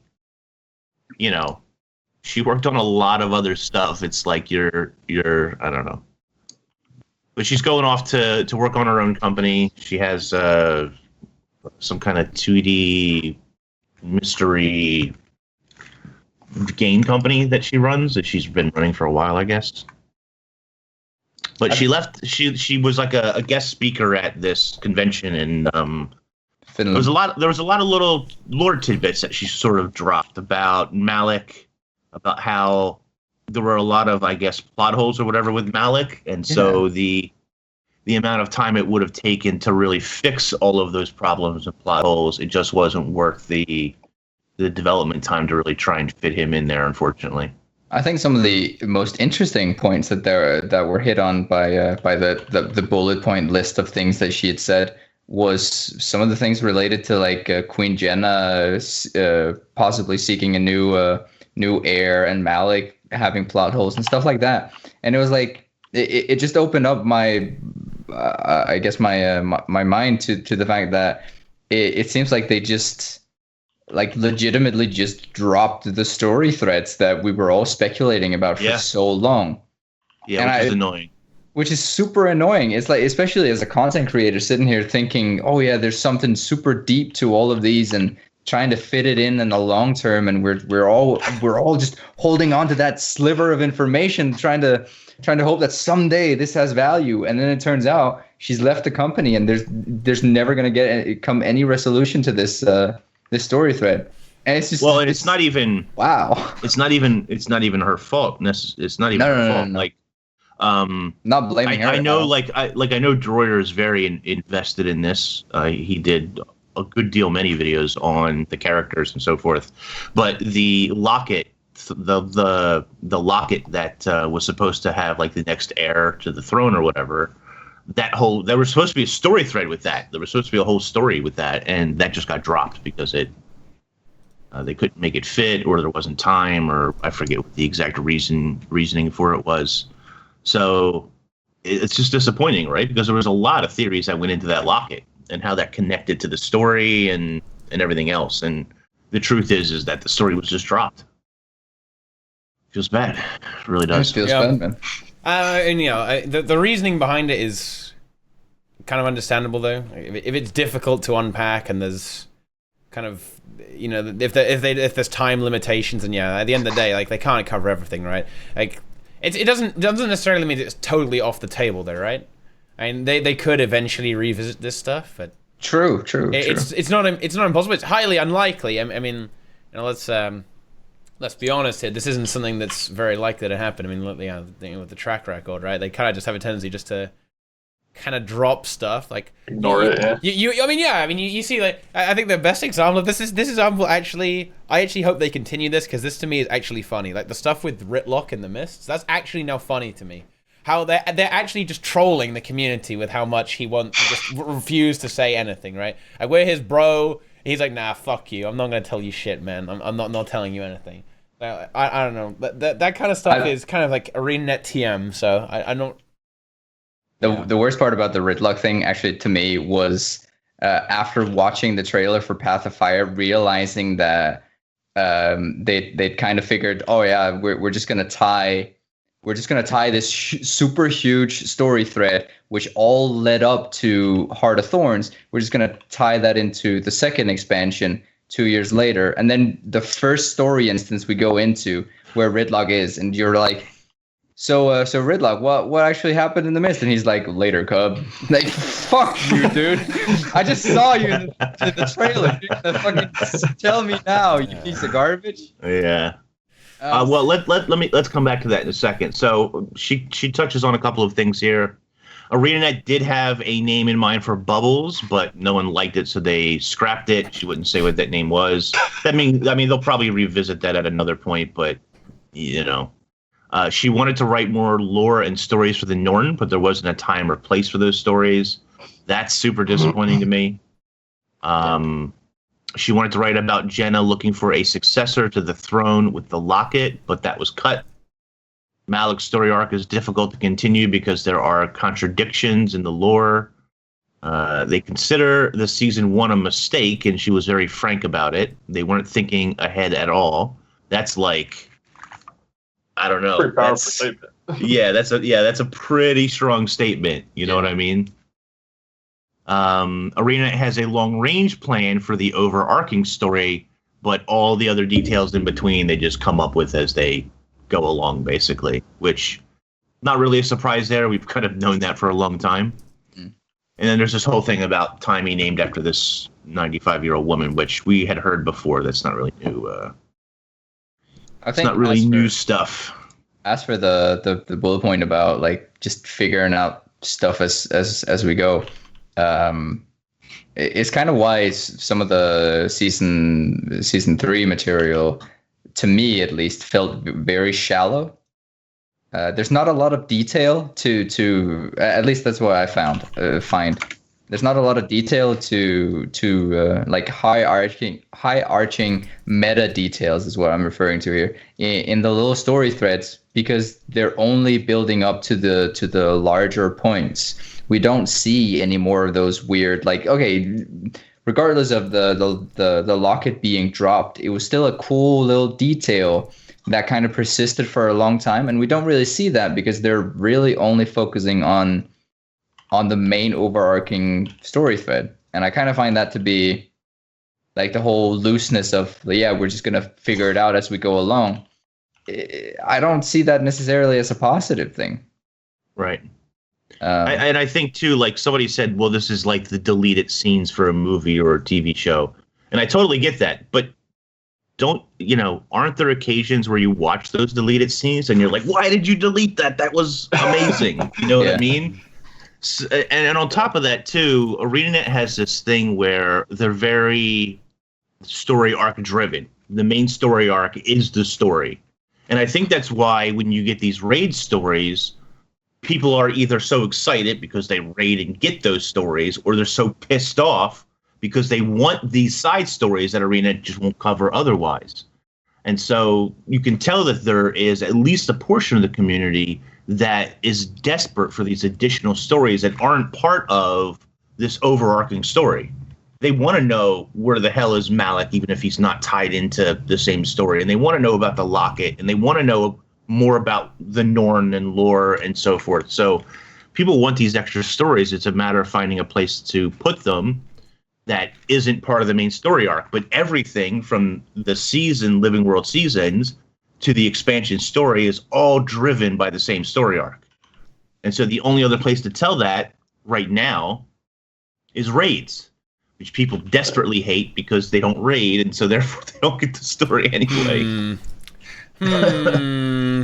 Yeah, raids. So what's the solution? The solution is to add happy clouds, and everybody can just go get the story. And add infantile mode to raids, right? Infantile, yep. I think actually, speaking of the overarching story, this may be tangential, but do you guys think that we are going to kill the big baddie of the X-Pack? And that might be Kralkatorrik, it might be Balthazar, we don't really know. It all comes down to the story. But do you think we're actually going to get resolution for the story, or do you think it might just continue? Because we are talking about, like, say it's Balthazar. We are talking about a human god, one of the bigger characters in the entire plot point. And regardless of however many people I see speculating that we're going to kill Balthazar and we're basically just going to do a Nightfall 2.0, I kind of don't know if I want to see that. I think that's going to happen. I think there will be a concrete resolution at the end of the expansion. There has to be that final story instance. I think that's how the game's designed. Because I also think that's kind of necessary, right? Because there's no guarantee that you'd be able to get the actual conclusion for free, right? Suppose you just did all the story and you AFK'd him because you're a pleb, you didn't log in to unlock the living story. Then you'd have to pay to unlock the actual resolution of the expansion you already bought, right? And that wouldn't sit right with people. So I think there will be a resolution, and then there'll be a new boss, possibly the Elder Dragon, in the living story. I think that is the direction it goes in. It's a weird situation actually with the Elder Dragons and stuff. Like where's the story actually gonna go from here? Are we gonna see more god influences like post Path of Fire? Are we gonna see more god things? What is the raid actually gonna be about? Say we're actually gonna go to the Realm of Torment. Are we gonna just kind of follow Cormyr's footsteps and kind of like clean up the Realm of Torment? Are the raiders just going to be the cleanup crew, like we basically are in some of the other raids, or like are we going to finally go towards the sea dragon, the what's it fucking called, deep sea dragon, Steve, and Steve. move towards Cantha territory? Don't shout, Cantha is coming. Like, where are we actually going to go is the biggest question. Like, I think season 4 will continue to expand upon Alona. Oh yeah. Well, like it's gonna, like, geographically, yes, I do understand that we're just gonna go further into Vabi. That's pretty set in stone. But like story wise, what's actually gonna happen in Vabi? You gotta have to deal with Palawa. Yeah, I was about to say, my initial thought is just like, yeah, okay, we're just gonna deal with the Scourge of Vabi, but is everything gonna lead into an expansion with a dragon and or god, or are we actually heading to a point where an expansion might not have any of these these god beings that we already know? Because like the finality of the story kind of struck me when in the one of the, I think it was one of the recent developer diaries where they were talking about the story, and they're kind of pointing towards the fact that Balthasar is going to the Crystal Desert because the only viable option to combat for him, now that Jormak and Kralkatorrik should be asleep, is no, not Kralkatorrik, sorry, Jormak and Primordus.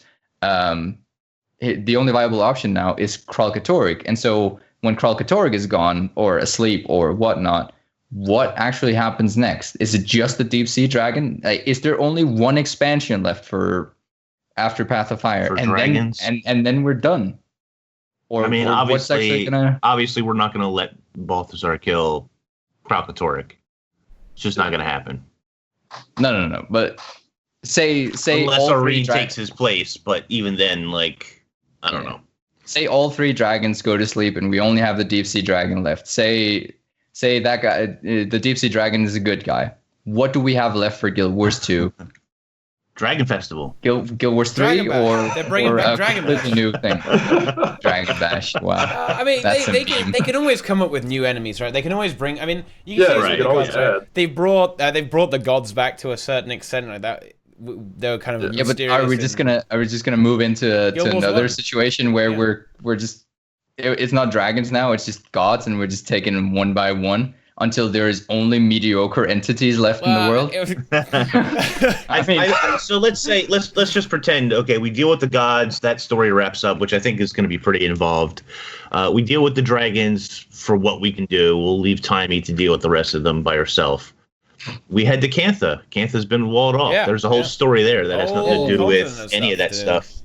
And people can finally say we're going to Cantha, and they can. I mean, I'm pretty sure, be actually, excited. speaking of Cantha and it not being related to anything, I'm pretty sure that the deep sea dragon should be around Cantha. Well, there you go.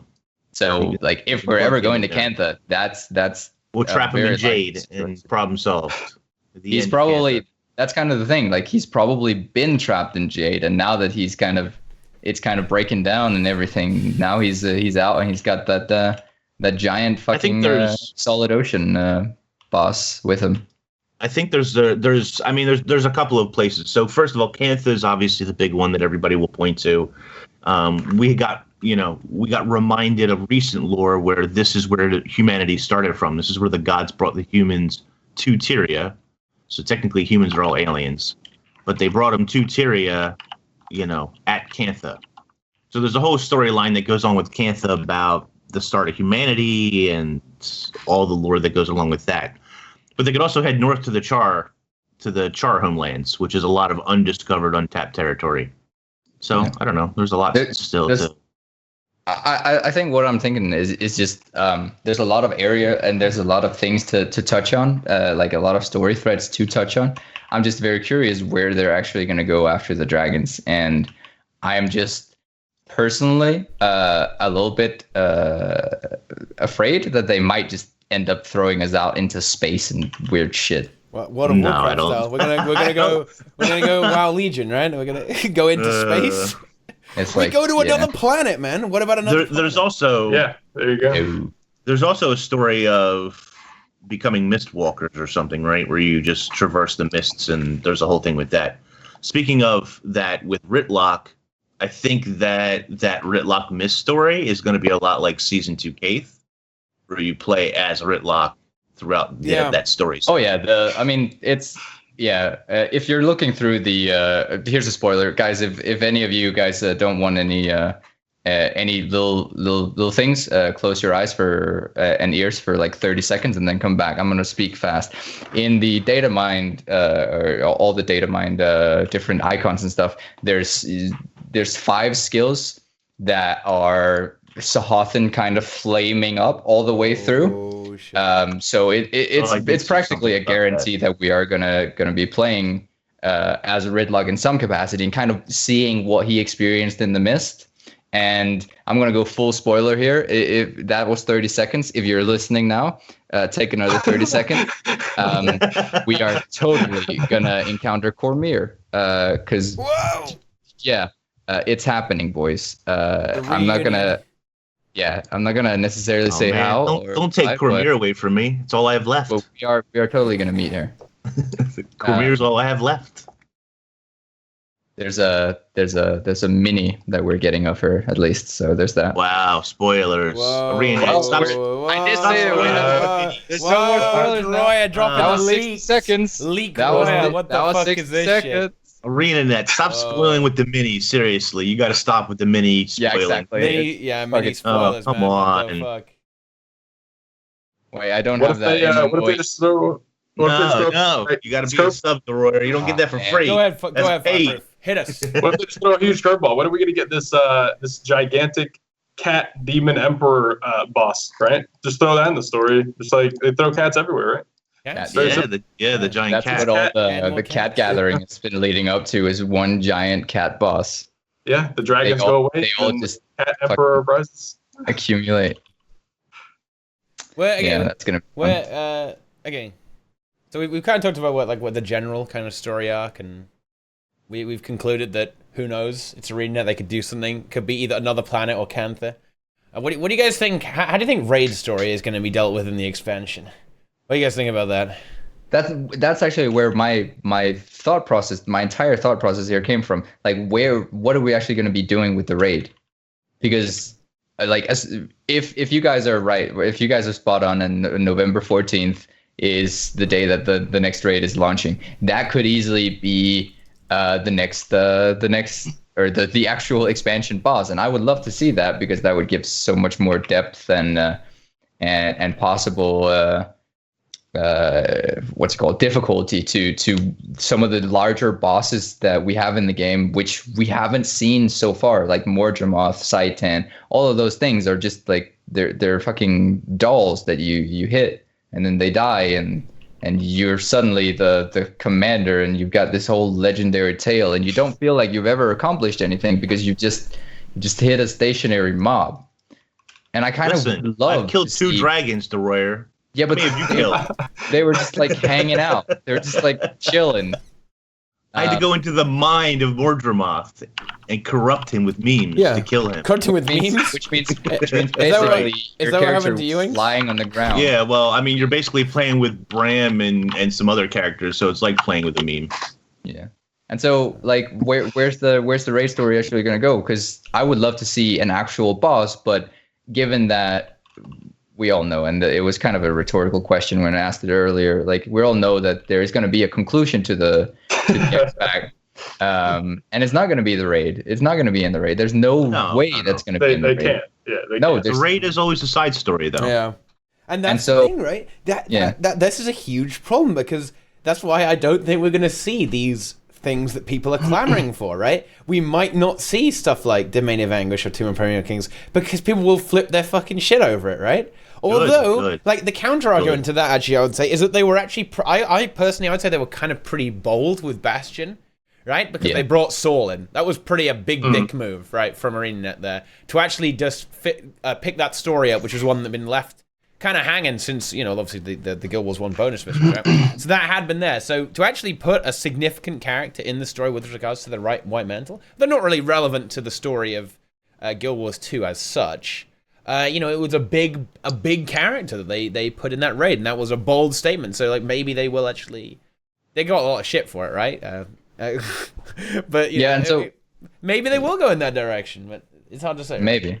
It's going to be things like... I've sorry. seen people saying Domain of Anguish, Underworld, things like that are very possible raid places.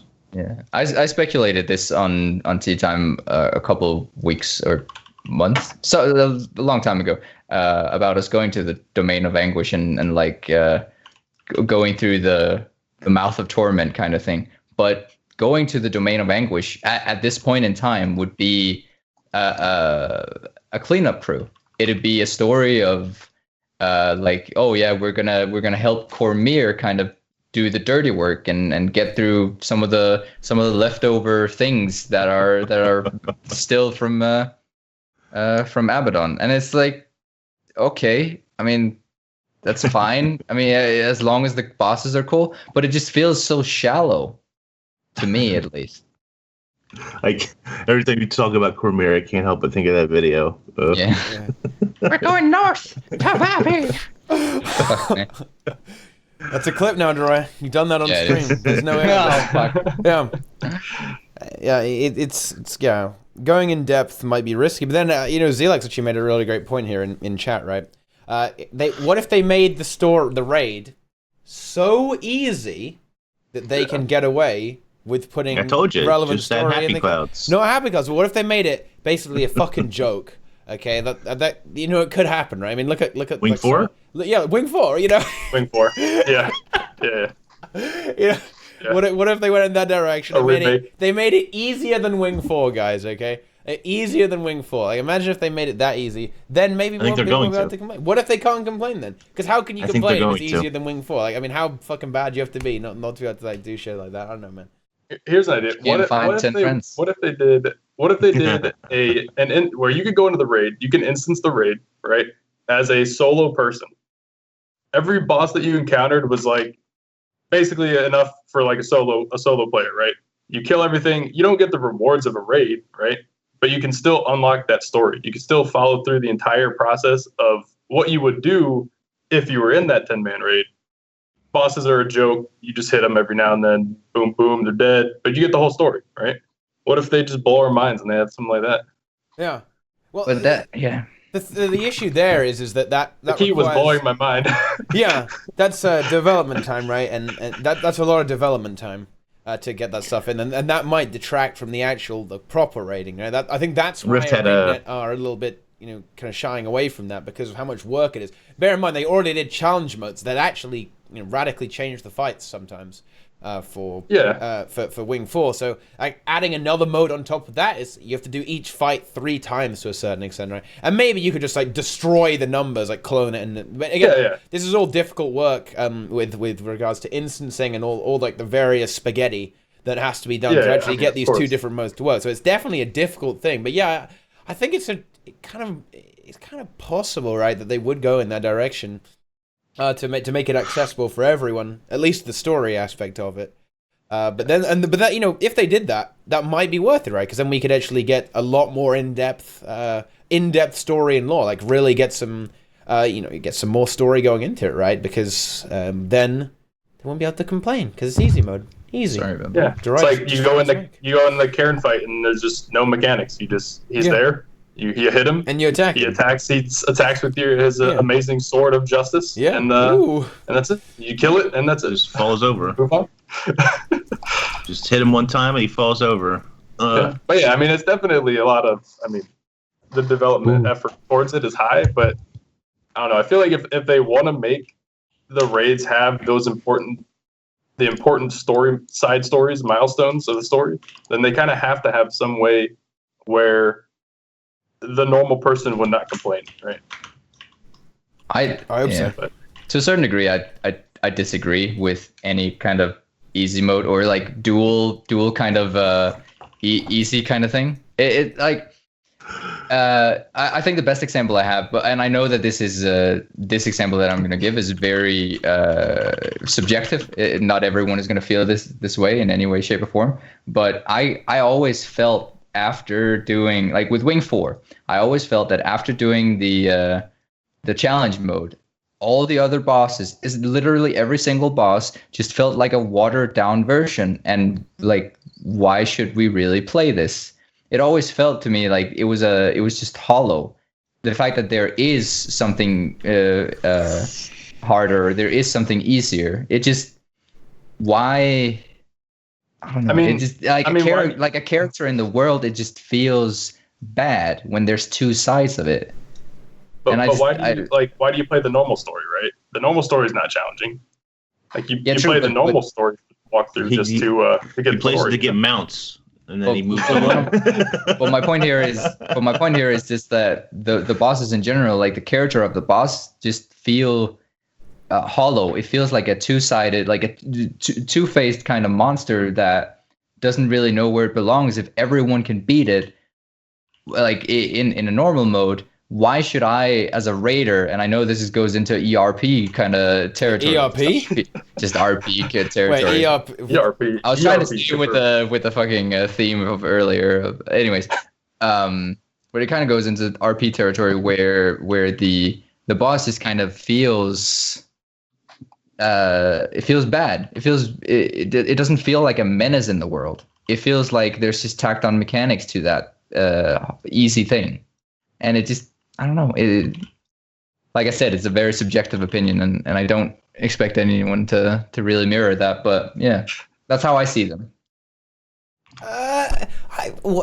That strikes me as a quite unusual thing to say. Like, would you feel like? Well, I mean, yeah, you kind of do feel the same way about fractals, right? You feel like that if you put a challenge mode on the fractal, and the normal mode becomes redundant to a certain extent. Like, yes, it's wasted potential. It's wasted dev time. Yeah. See, you're not really in favor of multiple difficulties then, with regards to any content. You think it should just be one difficulty? I think there should be one difficulty, or at least. That's hard though. That's hard to expect in a game. I don't know. I do see the point in having the challenge modes and normal modes in fractals, but I don't know. It feels like wasted potential when there's there's limited dev time, and I kind of just yeah. I don't necessarily think that there should be an easy mode, but I don't disagree with what ArenaNet did with Wing 4. And to be fair, I've only completed Wing 4 maybe 3 times, so I've played it a lot less than probably most of you guys. And Demos, I think, is a really cool fight. The other ones, meh. But compared to the other raid wings, anyway. But I'm not necessarily against the fact that if they could even lower the difficulty a little bit more for Wing 5, as long as CMs are repeatable. And give decent rewards to those who want to do that content. Just like fractals, right? You could do normal fractals, you could do CM. Now, almost everybody tries to do CM because the rewards are better. I don't think there's anything wrong with that on a rating front either. Yeah. But even fractals, right? The CM, you do it every day. There's like a reason. Farm. There's a purpose. Sure. Yeah. But they definitely need to have some sort of implementation in the raids, especially if they make it even easier, right? I mean, there has to be some reason to not do the very easy mode, right? Yeah.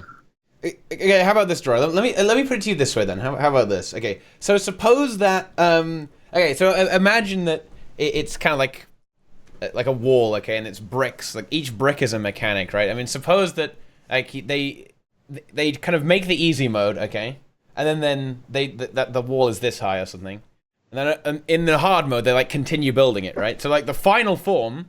The final boss is the tall wall, and the shitty, like, casual wall is for the newbies. So they basically, the challenge mode is the finished boss, whereas the easy mode is, like, the boss that they haven't put all the mechanics on yet.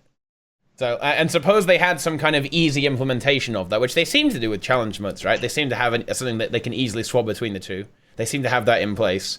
And basically all it is that the easy mode, like the normal mode, is just like the unfinished version almost of the challenge mode. So it doesn't really waste any dev time. Like it's just the complete version. Like some of the mechanics just don't exist because that's kind of the case with challenge modes, right? Like it's just different. I mean, the thing that currently blows my mind.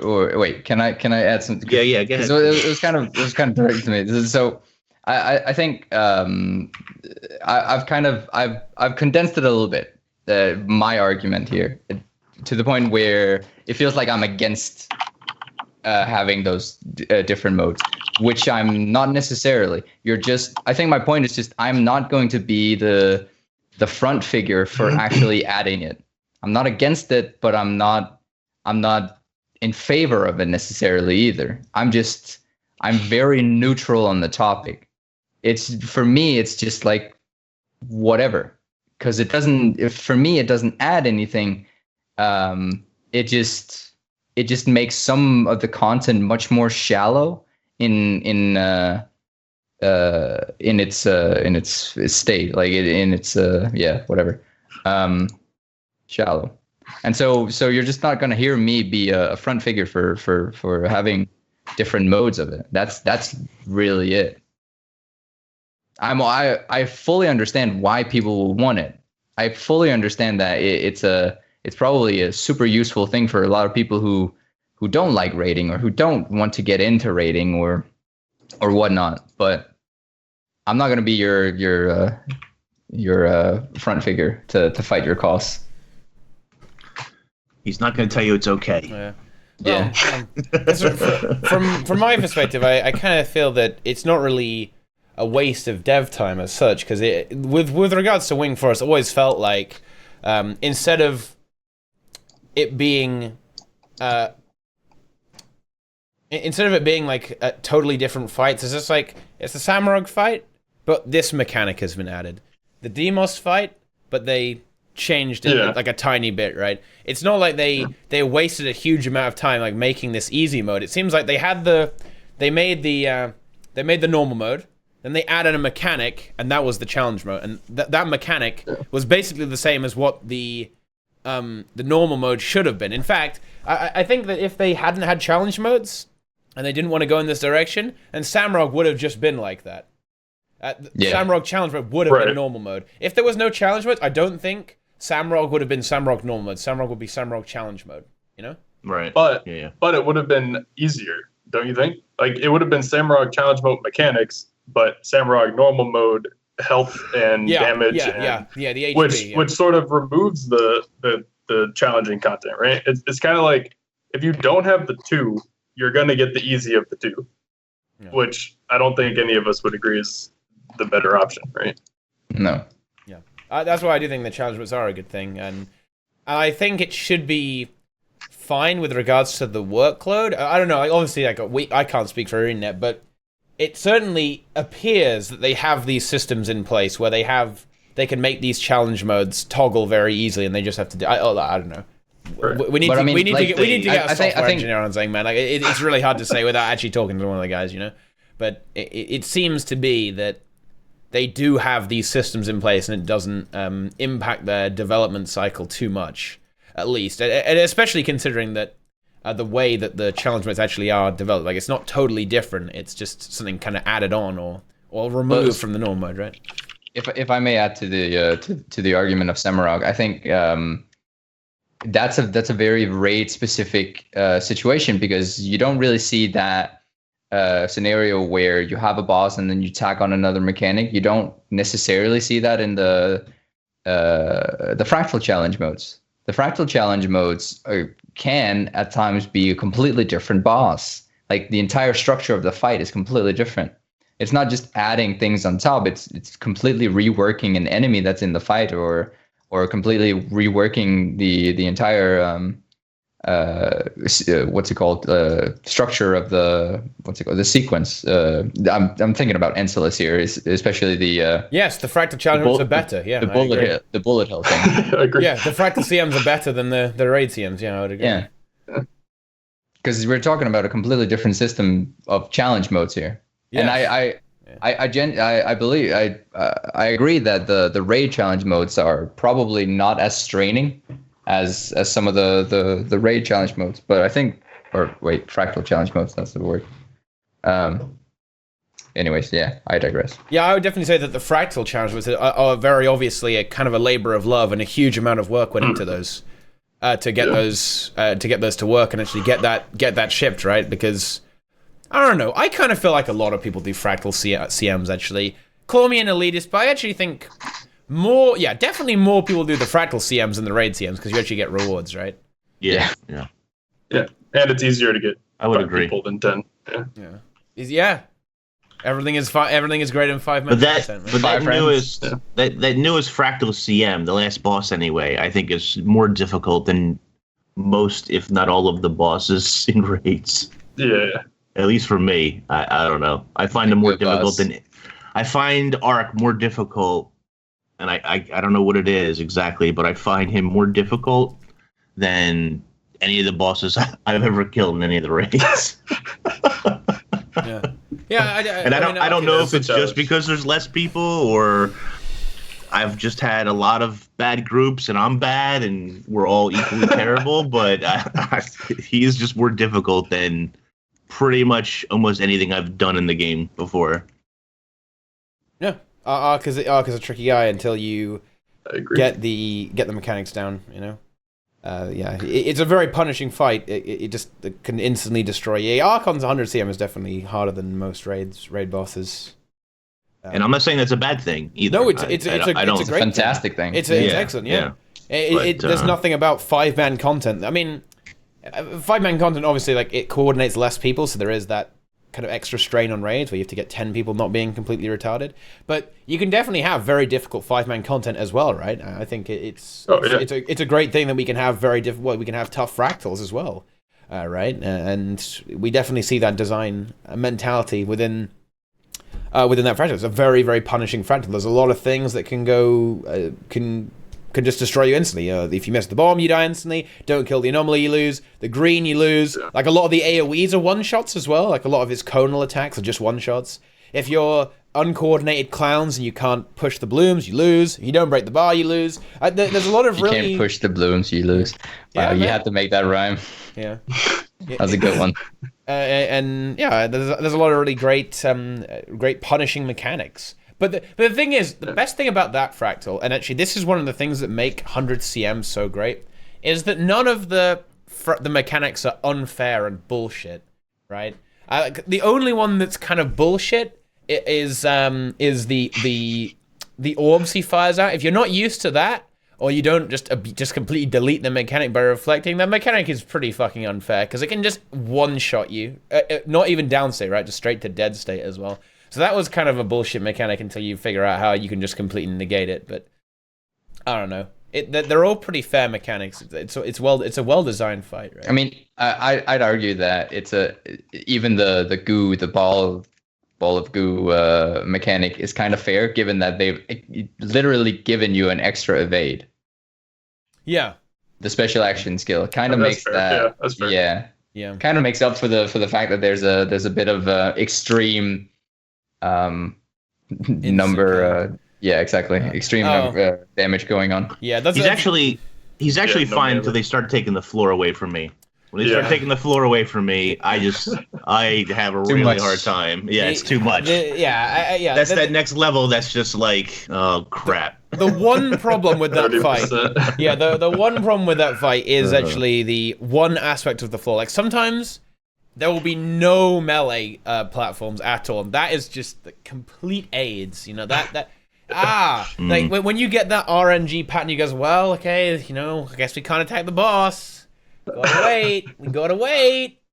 I don't know, man. That's one. It's a good fight, though. Part. Yeah, but I think they actually one of the devs, can't remember which one it was. Obviously, we know one of the, Ben or Cameron, the guys who posted on Reddit. They were actually talking about looking into seeing if they were going to make at least one melee platform always available and get rid of that shitty pattern. But we don't know. Being shot by that one doomed is fun, but you can just evade it though, right? If you're doomed and you have to stay in the bubble, just use a special action key to evade it, and you'll be fine. Easy. Yeah. Easy first try, guys. Easy first try. Yeah. Someone was saying the reason it sort of seems harder is fractals do put more of the responsibility on each individual person, which I think is a fair statement. Like when you're in a 5-man group, especially for this fractal, right, observatory, it's more personal responsibility. The doomed person, where you're standing, who's attacking the anomaly, it's all personal responsibility, right? If you get knocked off, if you fall through the floor, it's on you, right? And it's really painful when one person messes up. Whereas in fractals, I mean, you could 8-man fractals, you could 4-man fractals, you could solo bosses, right? Like there's to some extent there's less responsibility across the board. As a team, yes, but individual responsibility is lower in fractals unless you're kiting hands. Do you mean raids? Yeah. Or in raids. In raids, there's a bunch of expendable people, you know, like Exactly. I think that's actually one of the biggest one of the biggest positives with 5-man content is that it's designed, especially some of the newer ones, the challenge modes specifically, are designed to utilize all players, and it puts a lot of responsibility on those players. So you don't get this scenario where there's a lot of just expendables in your entire raid. It's like, oh, you need 5 people to deal with the green. Like if you're properly doing the green thing in VG, you need like 5 people or whatnot to stand in that. It's like, no, it's like you just the entire group has to do something, or you have to do this specific thing. It condenses a lot of that responsibility, and I think that's a really good positive thing. Yeah. In raids, there just isn't. It's almost like there isn't enough mechanics to go around, right? Especially with how people tend to abuse Chrono and Druid, right? You just end up you end up in a spot where you have 2 players doing mechanics, and then everyone else is just going full DPS rotations on the boss, you know. And then that's something that, whereas in Fractals, you end up actually having to do stuff, right? And that's because it is more mechanically dense, wouldn't you say? There's a lot, if you look on Arc, there's a lot of shit going on all the time. Like it does, you know, to quote Brazil, it does throw stuff at you constantly, right? It is always throwing mechanics at you that you're going to have to deal with no matter what class you're on. There's no exceptions. You're going to have to actually play correctly. And yeah, in raids, that's, you know, that's just not as much the case. There are some bosses that are a bit of a mechanic fiesta, like Matthias is the closest to this, right? Like it can turn into a fiesta with a shit ton of mechanics that's going crazy. But a lot of them, as time goes on, they become more and more DPS golem-y, and more and more, okay, we'll just distort every single mechanic and just do our rotations, you know? And as fun as that is, I don't know, it is, maybe they could do it a little bit more. And that's what the challenge was going to be for. That's a good point by the QT guys with regards to rezzing as well, actually. Rezzing just is such a hard carry, you know? Like if you fail a mechanic, it doesn't matter. Still get rezzed. Go ahead. To shift gears a bit, what do you think about the announcement of the change for Proof of Heroics, Mr. 10K? Oh, yeah, I completely forgot about that. Speaking of, guys, great thing you popped that into my mind. Here's one thing. Guys, if there's one thing you need to hold on to until the expansion, it's your rank up chests. Yep, I've got them. Keep that shit in mind. Don't open them. I realized that when I was opening a few, I was like, this is fucking genius. I should just fucking not do this. Yeah, why am I doing this? Yeah. Hold on to your rank up chests. Okay, back to the topic. Sorry, Ings, but yeah. Well, no, I mean, that is the topic, is the change to Proof of Heroics that they'll be changing that come Path of Fire to new ones. I agree with it. I think it's cool. I'm very ambivalent as to like how it's actually going to work then in the future with like, are we just going to get the new currency, which also like, I'm talking about in World versus World, when you're getting rank up chest, are we just going to get the new currency, which then also, lets you buy the Heart of Thorns stuff? Or are they going to do a 50-50 split so you get half the new one and half the old currency? Or are they going to be specific requirements? Are you going to be able to just purchase them? Like, are they going to change the rank up chest to just be skirmish chests to make it easier for everyone to just buy the thing they need? I don't know the logistics of it, and it kind of just, I don't know, it feels like a clutter to me, a potential clutter.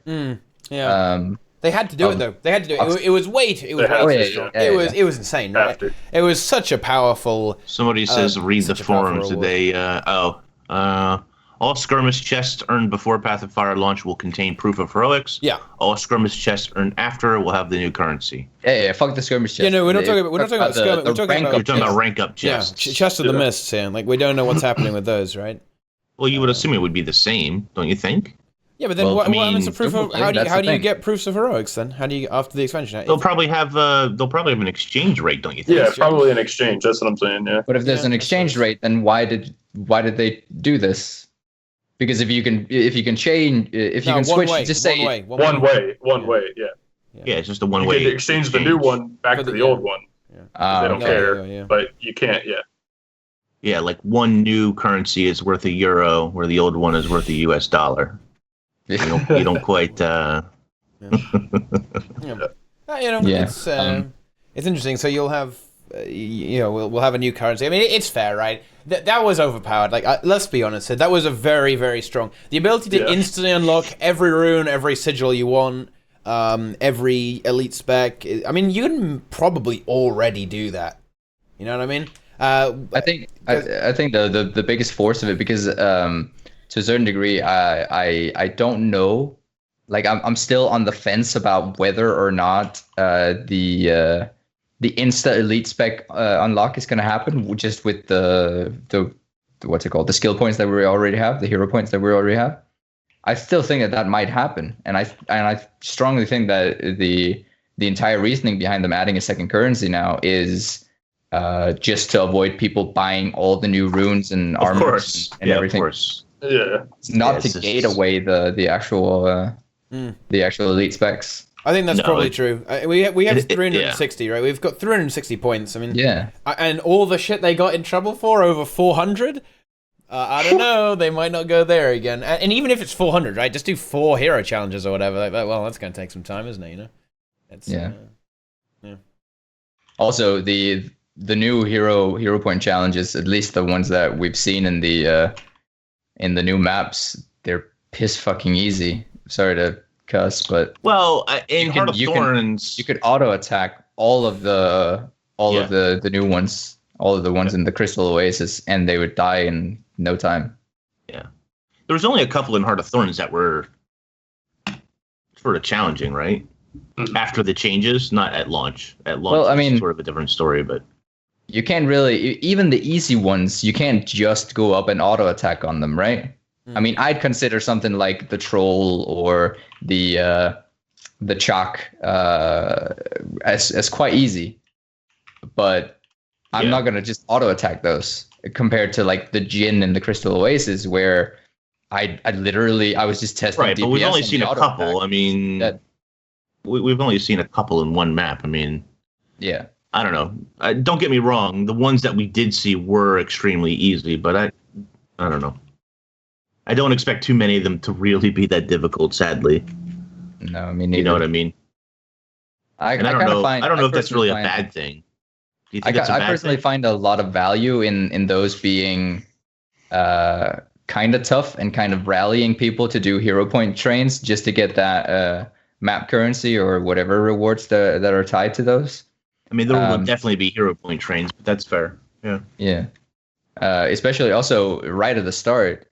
It's good XP. Like it's super easy, and a lot of them are repeatable. Actually, daily repeat for rewards, infinite now. And so the problem kind of becomes if it's just rewards. If most of the expansion is just kind of solo play, solo story, solo hero points, solo no meta events. There's just bounties where you kind of just gather together, and I kind of just I don't know. I like playing with other people in this MMO. Yeah. Who would have expected that you want to play with massively multiple people in an MMO? Is it online as well? It is online as well. Everything is online now. But whoa! But what about the RPG though? Do we have to roll? You can also roll.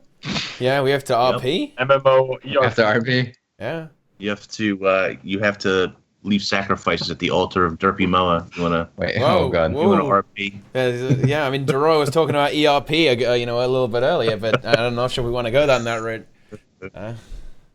I realized after I'd said the ERP that we weren't streaming when you were talking about the ERP and Derpy Moa. So I'm glad you brought it up now, Inks. Yeah. Well, I think that. Never mind. Wait, what? Wait, what? I'm very interested. I don't really want to say that. Let's move on to another topic. Fucking A. So, do we have anything else? It's going to be a good expansion. Can't wait. 14 days, 13 days. How long? That's all I got, man. It's not long at all, man. Wait. 12 days. Wait, hang on. Wait.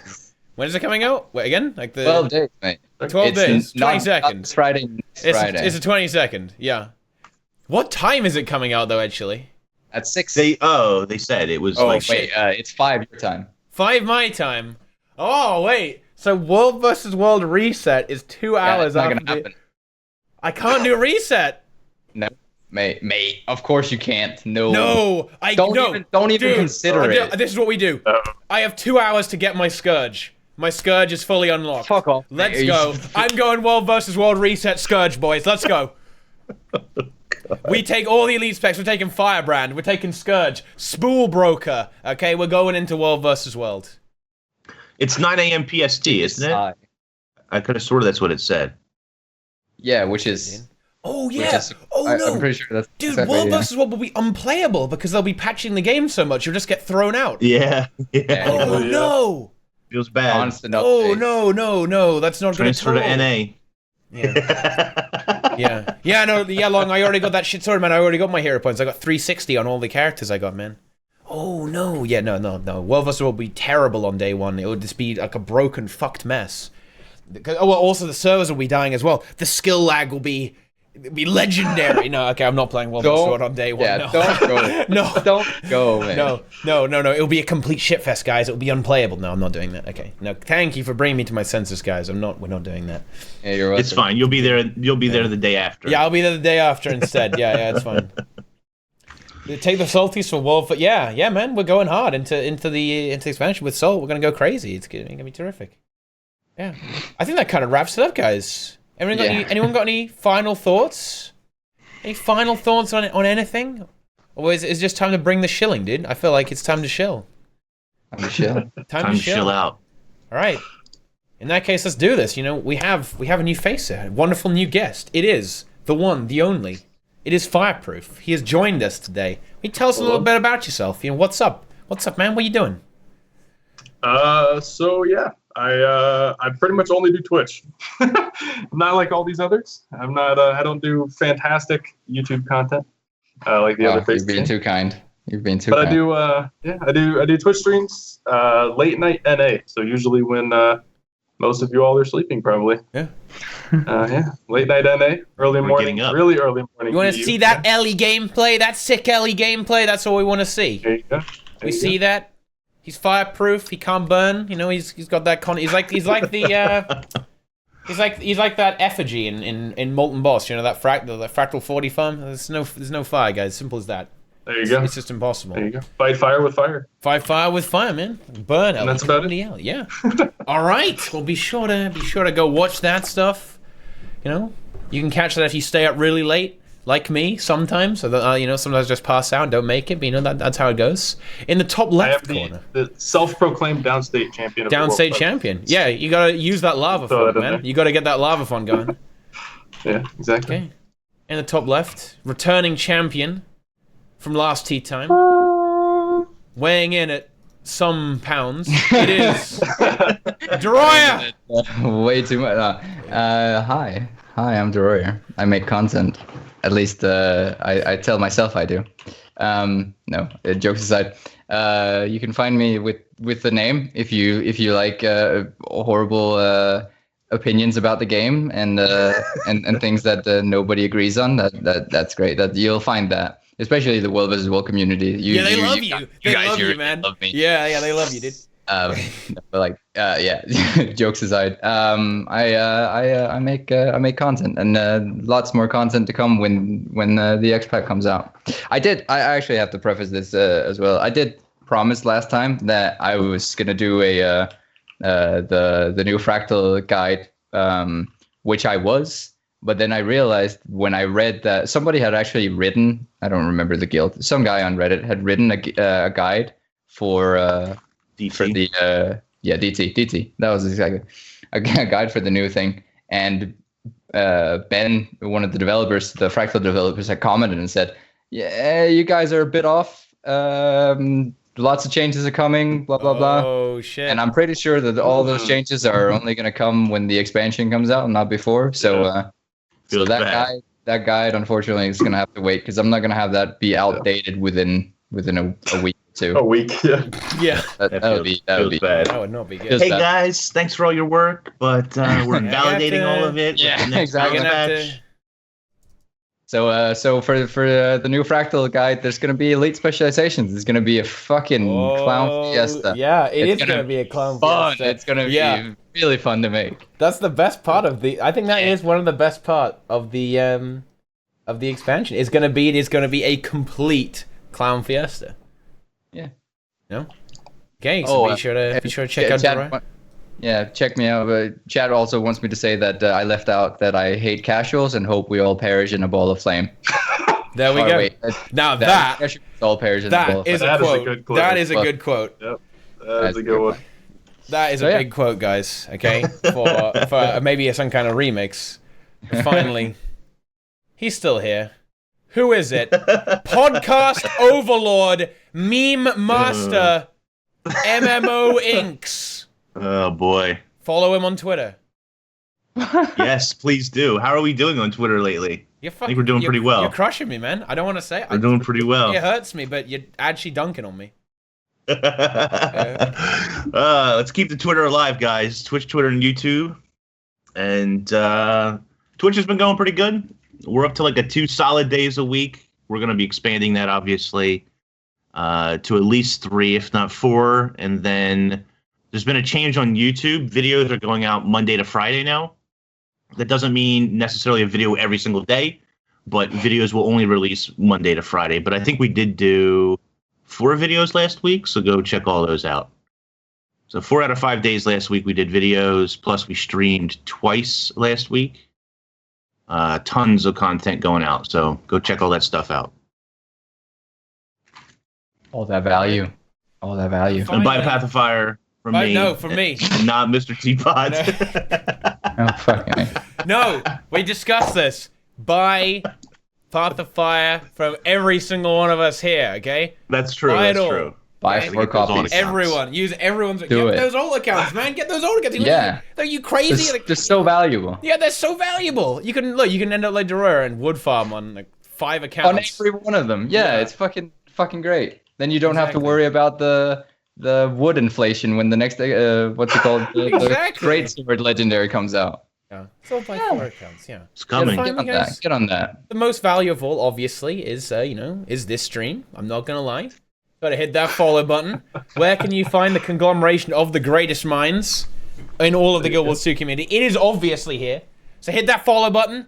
If you really like me, subscribe as well. Bear in mind, guys, if you want to subscribe to the people here, it's September, guys. It's half off. It's half off, guys, for new subs. Just go. That's right. Let's do it. And maybe you want to get Totally that forgot MMO that timey. plug.